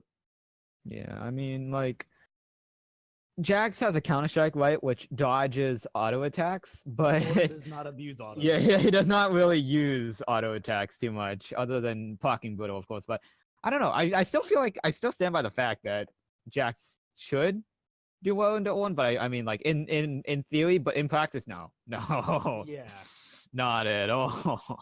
It's so much harder for Jax to be better than Ornn in practice. But so next up we have the jungle. Oh boy. This is going to be an interesting jungle, as Siobhan is likely going to be farming for half the game. And I'm not sure what Sejuani does in the jungle, so... Well, so with the recent buffs to Sejuani, she got AP ratios on her E and her W, and also the fact that she can now proc E subsequently, like without any penalty, like there's no cooldown. People are now going Runic Echoes on Sejuani. At least from what I've seen. Last Sejuani Demon King 4 did not go Cinderhulk, did go Cinderhulk, so I would assume that he's going to go Cinderhulk this game, but I mean, you never know, of course. So I mean, But- taking the runic echoes for the early damage could actually help out Yeah. his top lane or bottom lane. Not really his bottom as much, but just for that little bit of edge that they need that Shyvana usually won't give in the early game, might actually have Illusion winning this game. Hmm. Yeah, I Getting a mean, small gold lead, that farm lead, push lead, burning TP, all that stuff. yeah, I mean, that's definitely it. But we also have to kind of do note the fact that in the mid lane, once again, I want to go back to this assassin matchup. I feel like if either one of these assassins get rolling, it's gonna be game over. It's like I'm trying to imagine somebody that can probably stop these assassins, and the only ones that I can think of, right, is Owen and Sejuani. And honestly, I feel like it's a lot worse if Echo starts to snowball rather than Talon, because Talon is noticeably more squishy. Although dealing more damage, he doesn't really have an escape option other than parkour. But Parkour. parkour. But the biggest problem there is that like if he isn't able to kill Kaisa fast enough, he's likely gonna get bursted down into oblivion with Ord and Tarek probably covering Kaisa. But I mean, that Tarek might be able to get that Cosmic Radiance off and protect his carries. But the question is, can he protect his carries before they get bursted down? Because when you think of Lucian, when you think of talent, you think of burst damage. You think of hardcore, just immediately burst damage. And Tarek ulti takes 2.5 seconds to come down. I mean, Yeah. okay, but we do see Lucian picking up the plus the the attack. attacks, so he is going to be going for more of kind of a sustained damage build. It looks like that means he's also going to be particularly aiming at one person in a fight, which Mhm. usually isn't the best option when you're an ADC and likely going to get dived by at least 3 different champions on the enemy team. But I mean, Echo Shyvana already.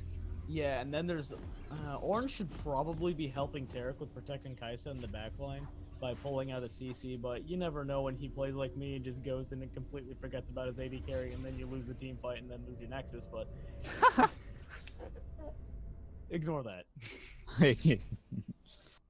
But so yeah, we're gonna see these teams start out, and we're gonna see some interesting adaptation with Owen not actually picking up anything. He's gonna pick up 2 pots.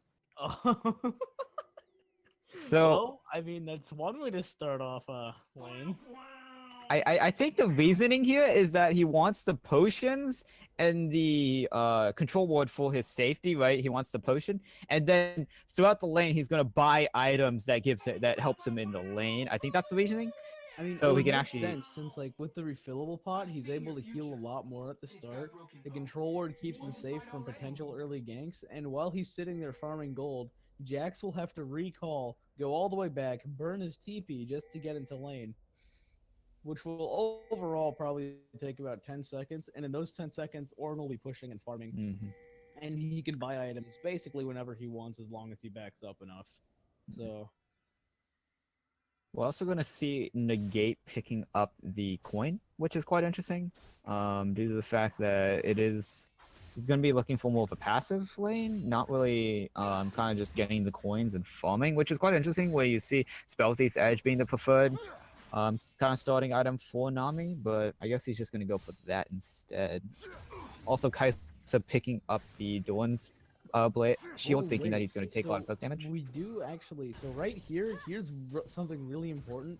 Demon King's already taking the Raptors of introducing, which is really good because Raptors are probably all. Boom! Meanwhile, in the middle lane, Yeah, in the mid lane, he goes back in with the phase dash and ends up taking his own life. And Enno did not deserve to get that kill, but gets it in the end. so that was actually a fairly calculated play by Illusion. So like, Calculated. even if, oh my god. So even if Gulby TG didn't go back in, Demon King the Fourth was actually able to sit there after taking Raptors and dive him and just make the kill for himself with a nice little dash. since Yeah, he was perhaps. really low and that's all he really needed. Yeah, but I mean, we also kind of do see Handsome Jack being at a disadvantage in the top lane. Already burned both his potions, already pushed up to his turret, and this is kind of the danger of only starting potions. And perhaps he will get an item, but it's not as good as Muted having still having 2 potions of his corrupting potion. Yeah, that's what I meant to say. But Eno already showing a really nice showing in this mid lane, really showing up, and. This is actually the opposite of what I thought. In the top lane, we do see introducing actually ganking. You are being muted. Gets slowed up. Gonna use the counter strike to stun up on. Bella's left isn't gonna do much. Flash coming out from Shavon. A flash from You Are Being Muted, and he's gonna get turned. Tower's gonna take down introducing. Wow, Sejuani's gonna chase down with the red buff, trying to get the frost stacks. Isn't gonna be able to get the dash up. Is actually gonna flash forward. Gonna get the stack. Gonna stun him up. Not gonna be close enough. Counter strike's gonna miss. Tower's gonna be hitting. Not gonna kill You Are Being Muted, and he's gonna go back in.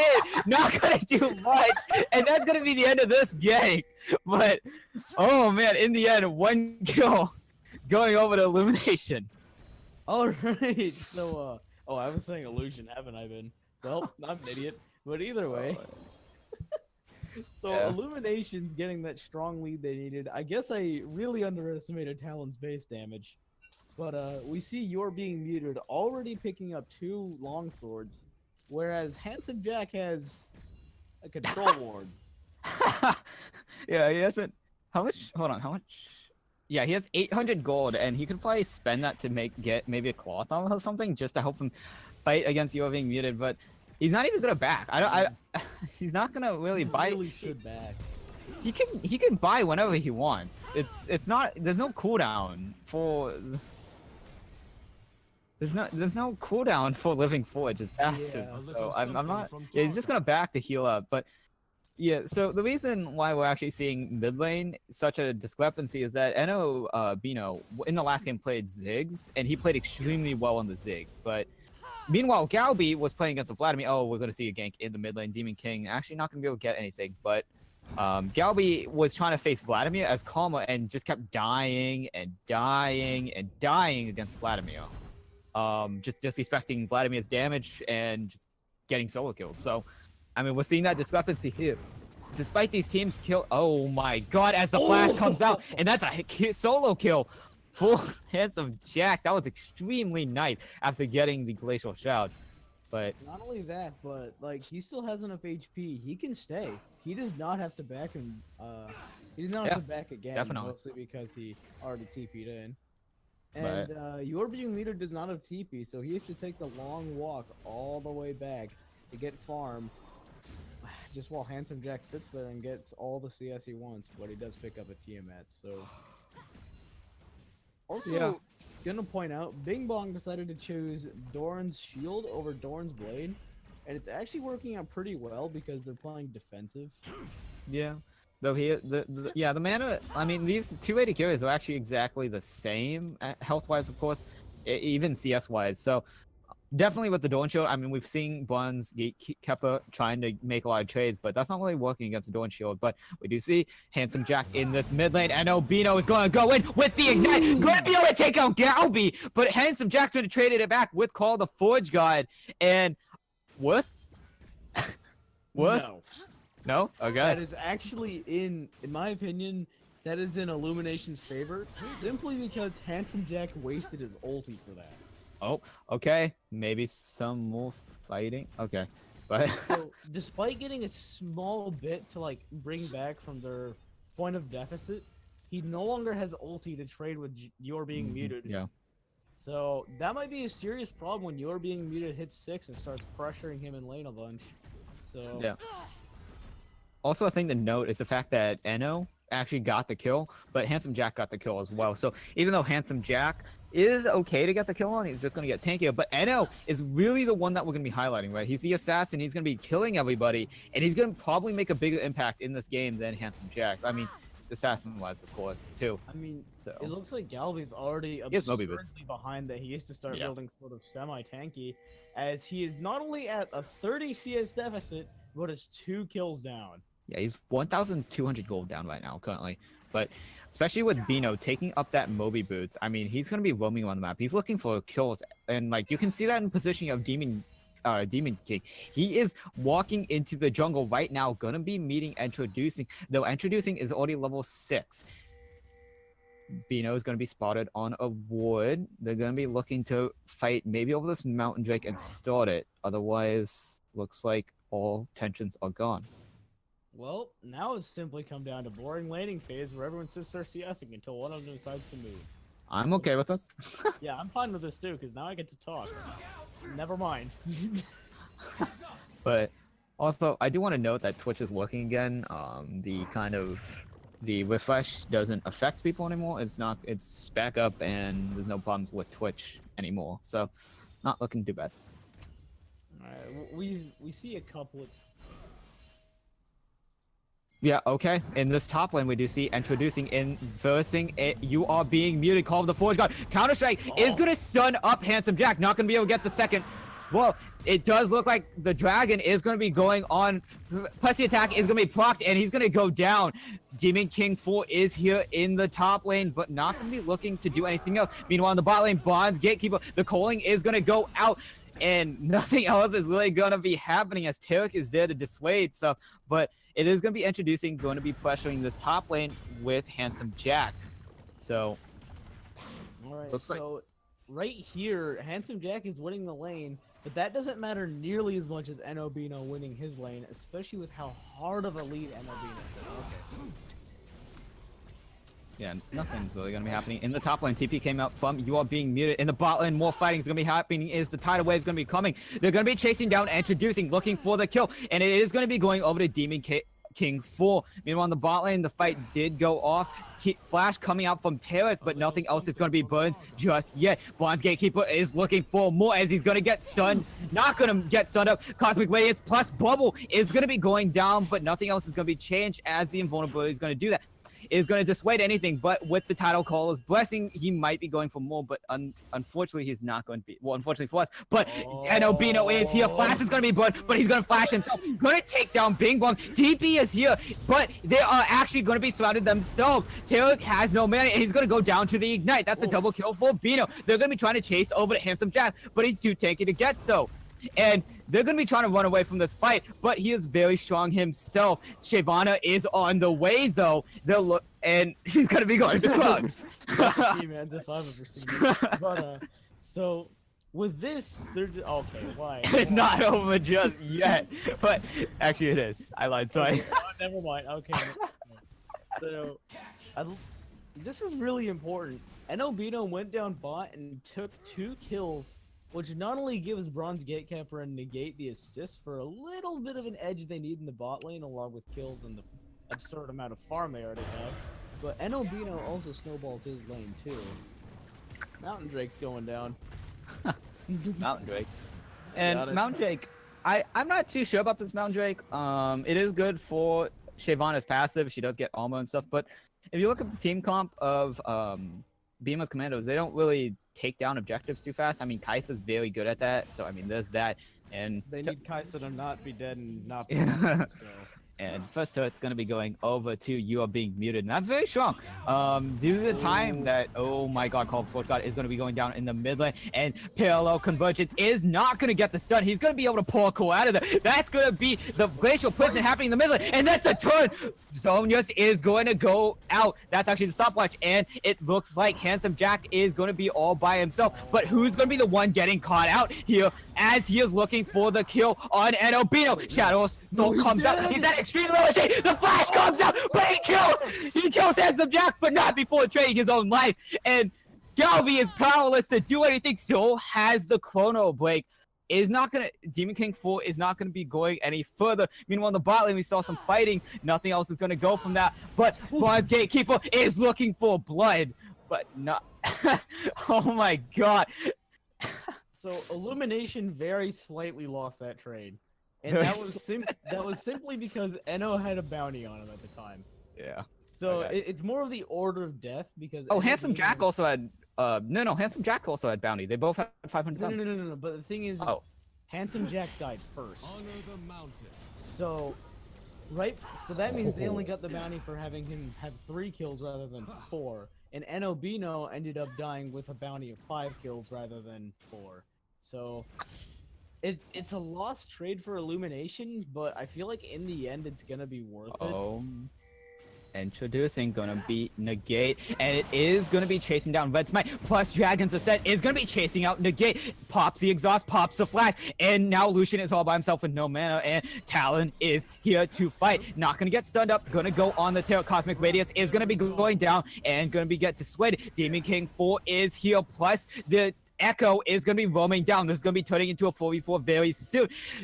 Talon is still here for blood. Echo has jumped over the wall, and this is a 2v5 currently with the bot lane being gone. So Talon is all by himself. Glacial Prison is going to land on the Shyvana, and now it is going to be Tara going to go down. Tidal Wave is going to knock up 2. Shyvana is going to fall, and Demon King 4 is not going to be able to pick up Echo. Now Lucian is here, has enough mana to kill the Kai'Sa. Bubble is going to secure the kill. Nami's going to be chasing up for another one. Not going to really want to chase an Echo, though. And that's going to be, I think, a 1 for 3. No, I'm sorry. Echo does want this. Flashes away, and it, oh my god. Blinking red health bar. Parallel Convergence is going to go out. Not going to hit anything. Going to dissuade the members of Illumination Empire. And they're going to walk away. 1 for 3.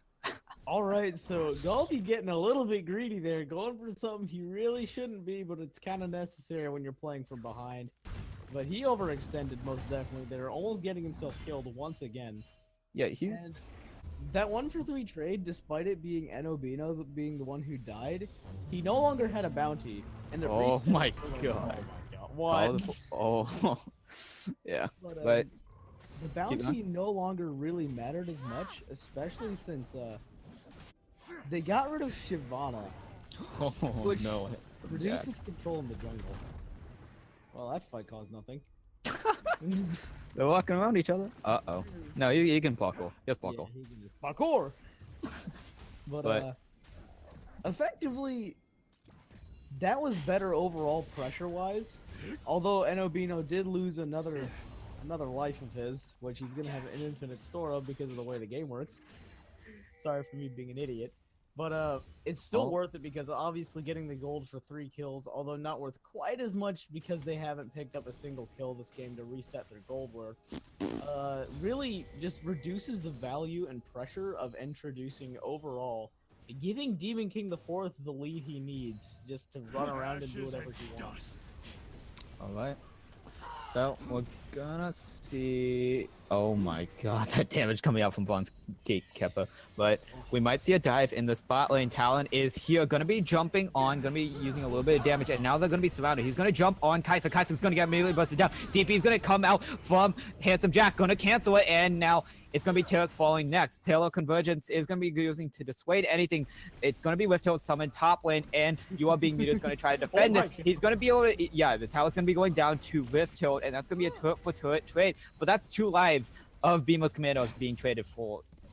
I don't know.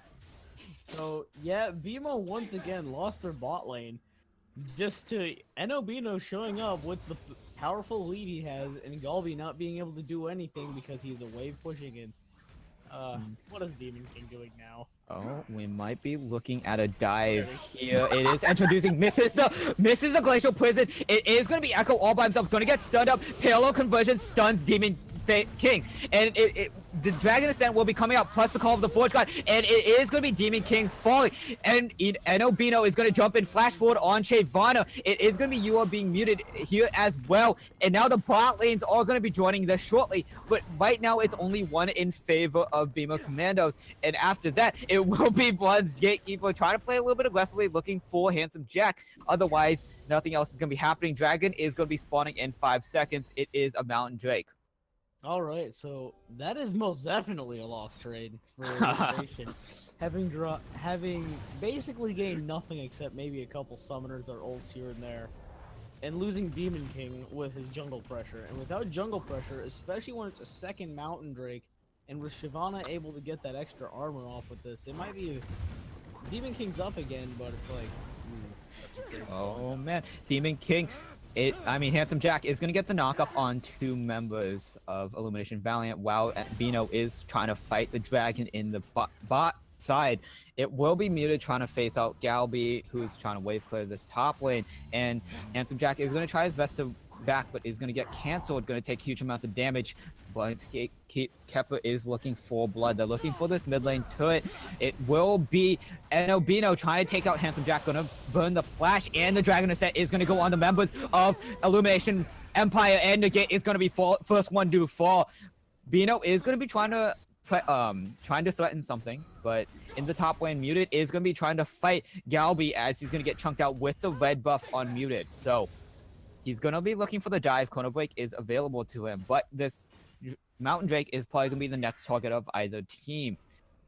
It looks like Drake is going to be going to BMO's right here with just positioning overall, but you never know with the power of Sejuani. She could probably get a good ulti off on introducing if she shows up soon enough.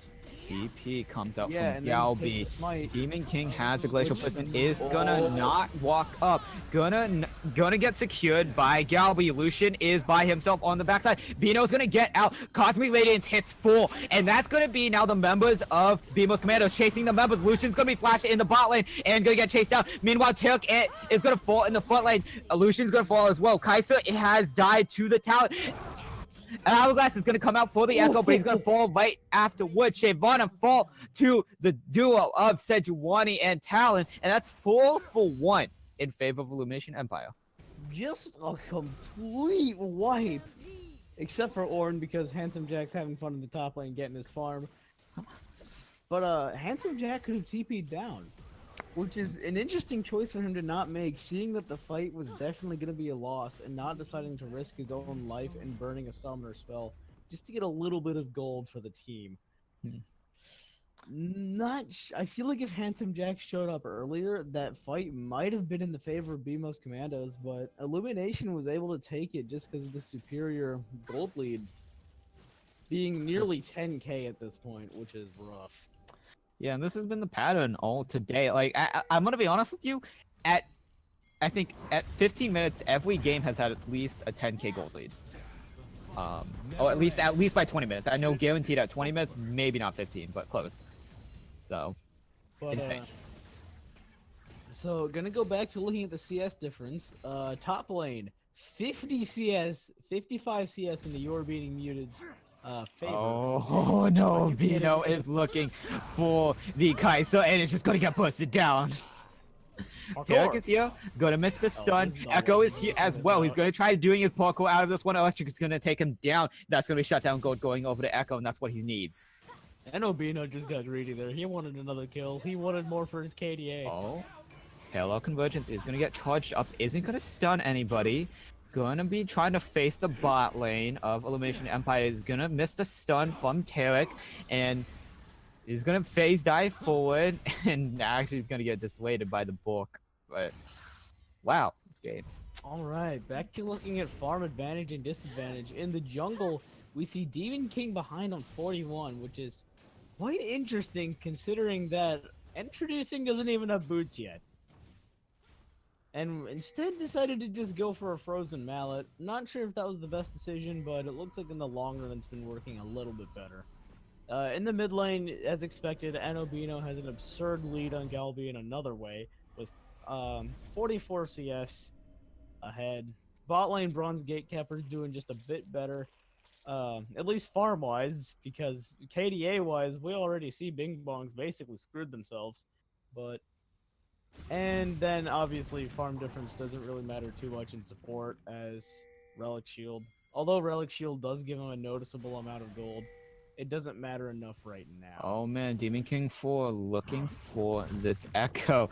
Negate is walking aggressively forward, and it is going to be fighting this top lane Muted versus Handsome Jack, and the Counter-Strike is going to stun him up, and this damage is going over in favor of Muted, and he's going to be chasing. Call for Forge is going to come out to dissuade the member. Going to knock up Muted, going to be looking, trying to escape, but is going to get flash on, going to get killed. It is going to be Galbi here. Payload Convergence is going to stun up, and he's going to probably go down as a shutdown goal. Baron is going to get started by the members of Illumination Empire. Shyvana is nowhere near currently. She's going to suspect it's going to be walking towards the Baron as it's already half HP. They're going to be trying to turn on Shyvana as she showed.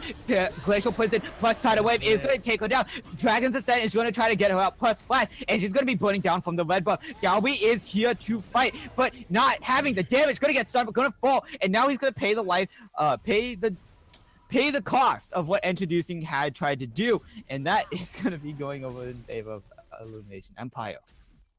So Illumination not getting the Baron there, obviously a massive loss of time and yeah, mostly time, but it doesn't matter too much, especially since although the gold lead has dropped down from 9k, well actually it's still 9k, but a little bit down from 9k. And they burn time, but the time isn't. Almost fighting. Demon King is gonna walk over to this tier, gonna stun him up. Stun is gonna land, and it is gonna be Handsome Jack knocking up 2 members. Gonna get stunned up once again. Bubble is gonna land, and this is gonna be a fight. Call of Forge God is gonna be coming out. Not gonna be coming out before these 2 members hit the blast gun. And now Demon King 4 is gonna be running. However, reinforcements have arrived. Bronze Gatekeeper is here to fight, but Demon King is gonna get immediately pushed down. 3-man bubble coming out from 3-man Counter Strike is gonna be following up. Cosmic Radiance lands on 3. No more damage is going to be allowed for now. Cosmic Radiance has been gone, and Bing Bong is going to be the next to fall. Now, the members are going to get stunned up by a 3-man Counter Strike, and Dragon Set is going to pick up Lucian, but he's going to fall as well. Handsome Jack is going to be running for his life. Flash is good, but Parkour is the winner of this fight, but he's going to fall and trade his life, but Muted is going to trade his life as well. And Quadra Kill going over to You Are Being Muted. Oh my god, was that a great fight played by Illumination. Despite, I think it was Demon King? Yes. Yeah, Demon King, no, not Demon King, Bronze Gate, yeah, it was no, it was Yeah. Albino burning his life so You Are Being Muted could get a quad kill. That is something I can respect. But because of that fight, Illumination has an 11k gold lead, and they have basically every lane, not really, but they have mid lane pushing out, which is really important because now they have to stop in the middle when going back and forth between top and bot lane to get the farm and stop it, especially since they only have inhib tower. But Illumination's gonna have to start attacking these other lanes, because if they don't, then they're just gonna be stuck at a stalemate for a while, and a stalemate is kind of what is it, Vimo's commanders wants here. Yeah, definitely being able to stall out the game and just kind of play, just kind of scale up, just kind of foam up. But it will be the dragon being taken up by Introducing, but Terex is going to pay his life for it. Next, Bino is going to be Graceful Prison, is going to land, and that's going to be Echo now chasing Kaisa, and Kaisa's going to fall as well, and that's a triple kill going over to Bronze Gatekeeper. That was a dragon for 3 members of life, and I'm not sure if that's a worthy trade. Well, so they got the 3rd dragon, which is really good if they somehow make this last long enough for them to get Elder Drake with Shyvana's passive. But Introducing has not proven himself to be extremely useful, and especially with Bing Bong being so far behind, I don't think they can bring it back at this point, because Bing Bong cannot get the damage output that they were trying to get. And when the main point of a composition is to defend an ADC that's died 8 times, they really don't have much to work with. That's Especially unfortunate. since their only other main damage source would be Galbi, who is also not doing too great, but has shown a bit of improvement from laning phase. Yeah, definitely. As an inhib going down, I do think, yeah, there's going to be a reset. They probably are going to take their way to Baron. I think that's the next goal for them, so. Well, we see that Bronze Gatekeeper is going back to finally get some items, having only 2 at this point in the game, which Bork and Black Cleaver gives him enough sustain and damage he needs during the fight. We see he's aiming towards a static Shiva rapid fire. I'm gonna assume static, simply because then it gives him more burst damage, and rapid fire doesn't matter enough. But Negate's doing his job of making sure Gatekeeper doesn't die in a fight. Enobino's going in really hard on Bing Bong, making sure that they just don't have time to like damage anyone. And Yalbi is just not able to get This through the might front be a line. fight as Negate. Nope, never mind. I'm lying. Demon King and You Are Being Muted are doing a great job at frontlining right now, as Bronze Gatekeeper has not died all that much, having only 2 deaths overall. But Enobino is kind of doing that job of taking a lot of damage early in the fight, because what they're trying to do is keep Bing Bong alive, and while wasting all their okay, hold on. And it is gonna be Handsome Jack being caught out here, 5 members, and yeah, that's 4 members, but yeah, it is gonna be can't do split much pushing about bot lane. that. So while everyone on BMO's commanders is trying to take down Enobino, they're not busy trying to CC or kill anyone else on the team. So you are being muted. Demon King, Bronze Gatekeeper, and Negate are able to do basically what they want for free, while Enobino escapes with parkour. So when you Parkour. see the Baron is actually getting given to Nation for free, and I feel like this basically seals the rest of the game and how it's going to go. With a 17k gold lead that is likely only going to get worse with Baron being taken. Yeah. That's like that's a nail in the coffin right there. Yeah, definitely. I just feel like we're at a point where BMO's Commanders doesn't have a lot they can do anymore, as everyone in Illumination is able to do something against it, except Negate because they're a support, but they're No. likely always going to be around Gatekeeper or somebody, except for right now for some reason they're splitting top lane, but they're having people show up. So That's fine. vision control also being in favor of Illumination is really important, as if they're able to deny the vision that BMO's commander needs, BMO's commanders doesn't know where they, like, what area is safe, especially since every lane is pushing pretty hard now. And looks like a small fight might break out. No, it's definitely gonna be. They're gonna be sieging on this turret, introducing, trying to do it. Glacial Prison is gonna land on Handsome Jack. Not gonna do much as the tidal wave is gonna land on 4 members. It is gonna be introducing, trying to take out Lucian in the bot lane. It is gonna be doing it, but Kaisa is gonna fall as well. Nami and Lucian have fallen so far. Demon King 4 is gonna take his life as well. Triple kill going over to Handsome Jack. Next up, they're gonna be looking towards this bot lane, trying to dive it, as they're looking to take this inhib. That is 3 members already fallen for Illumination Empire. They're going to be chasing for these kills, but is Parkour going to help them out as a double counter strike is going to come out. Parallel Convergence going to stun up, but that's going to be introducing falling as well. Now they're going to be on the run. Jax with GA is going to be chasing them down. Counter strike is going to get set up. Flash doesn't do much, and he's going to be looking for Galbi. Going to be using the leap strike, going to try to take out the damage, not going to be able to get there. Sonya's comes out, and it is going to be Enobino, plus you are being muted, actually being taken over. Kaisa's going to be going over with the killer Azek. GA is going to be procced. Enobino is going to be running for his life, and now you are being muted, is going to trade his life. But no, is going to leap strike out of there, and is going to die to the flash of Handsome Jack, and that is going to be a shutdown gold going over to Kaisa. Holy crap! That was a trade that's a trade that BMO's commanders has been looking for about 15 minutes, I'd like to say. And inhib? Well, for like one singular inhib, and yeah, I think that's it actually. Just an inhib. They got to drop 4 people, maybe all of the barons. I'm not sure I remember exactly who died. Yeah. I think they all died. It was only Enobino who didn't fall. Enobino didn't die. That's right. Only one of them gets to keep that Baron, so we see that gold lead dropping down just a little bit. Now they only have a 13,000 gold lead, so that's not too much, you know. Just you know, probably. No, it's 16,000. 16,000. Oh, that's right. Sorry, I did my math wrong. Okay. Yeah, Mountain Drake. Third Mountain Drake of this game, probably gonna be taken over, but it's introducing being the Enobino is in the mid lane, trying to assassinate Bing Bong, actually failed. Dragon Ascent's gonna be going forward, and it's actually not gonna be able to steal, and that's gonna be introducing falling in the Baron pit. Meanwhile, in the base of BMO's Caminos, Enobino is gonna fall, but but yeah, not gonna be able to get anything out of that. So Enobino's noticing he's getting a just drop in damage overall as BMO's commanders get a bit more. Title cost pressing is going to be slowing up Galbi TG. And now 3 members are going to be jumping in on the action of the base of BMO's Commandos. They have a Mountain Drake now. Not going to do too significant damage to these towers, but still extra damage. It will be Bronze Gatekeeper being jumped on by Echo. Parallel Convergence is not going to start on Tidal Wave. Hits 3. He's going to be trying to peel off the Echo, and Glacial Prison is going to do that successfully as he's going to fall without using the corner blade. Now Counter Strike is going to be getting onto the backline. Kaiser is going to be falling here very shortly. There it is, and Orn is all by himself by 3 members, and Tarek is not going to be able to do anything versus a Jax. Now that's 4 members. Actually 3 now that Lucian has fallen, but now that is 4 members on BMO's Commandos that has fallen, and it is now only introducing who fell in the Dragon Pit to defend his base.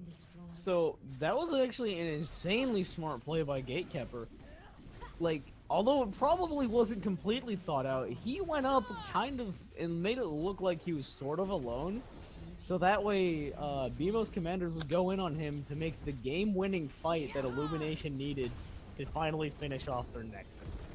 And Illumination Empire With gonna be going 20,000 gold lead. Yeah, huge gold lead today. Closer game than a little bit longer game than we've been used to today, but it will be Illumination Empire going 2-0. And unfortunately for BMO's Commandos, they'll be going 1-1. And even though the larger loser here is Forsaken Dreams who went 0-2 today. But The biggest loser is the people that are trying to play this game.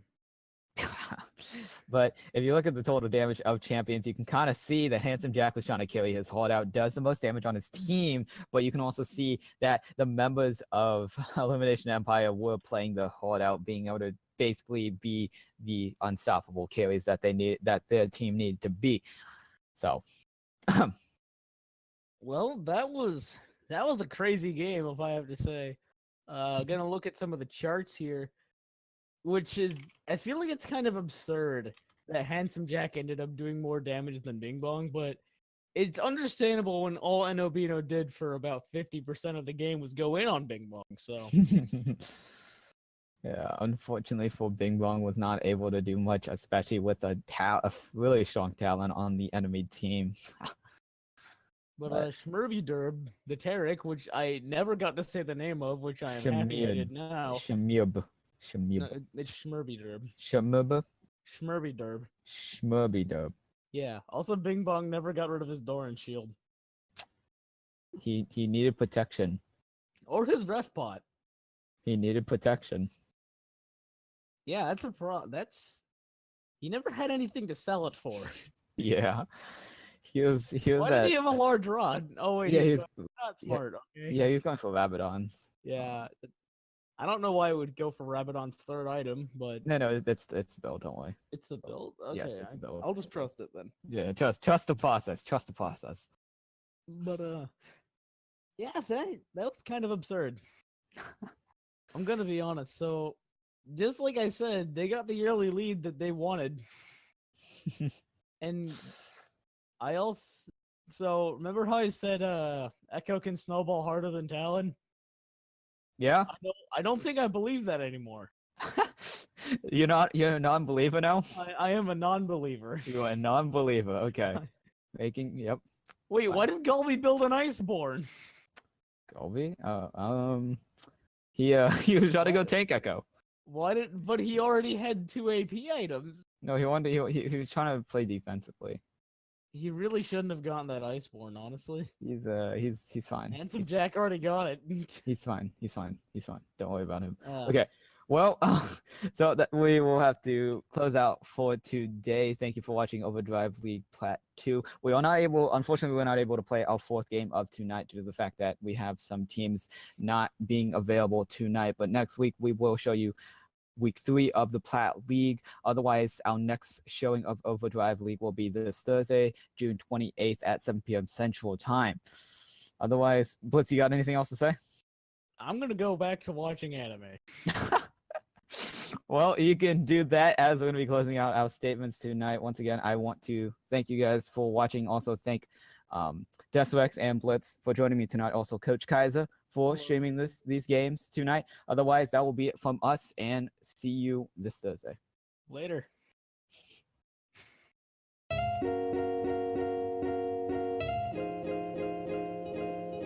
Thanks.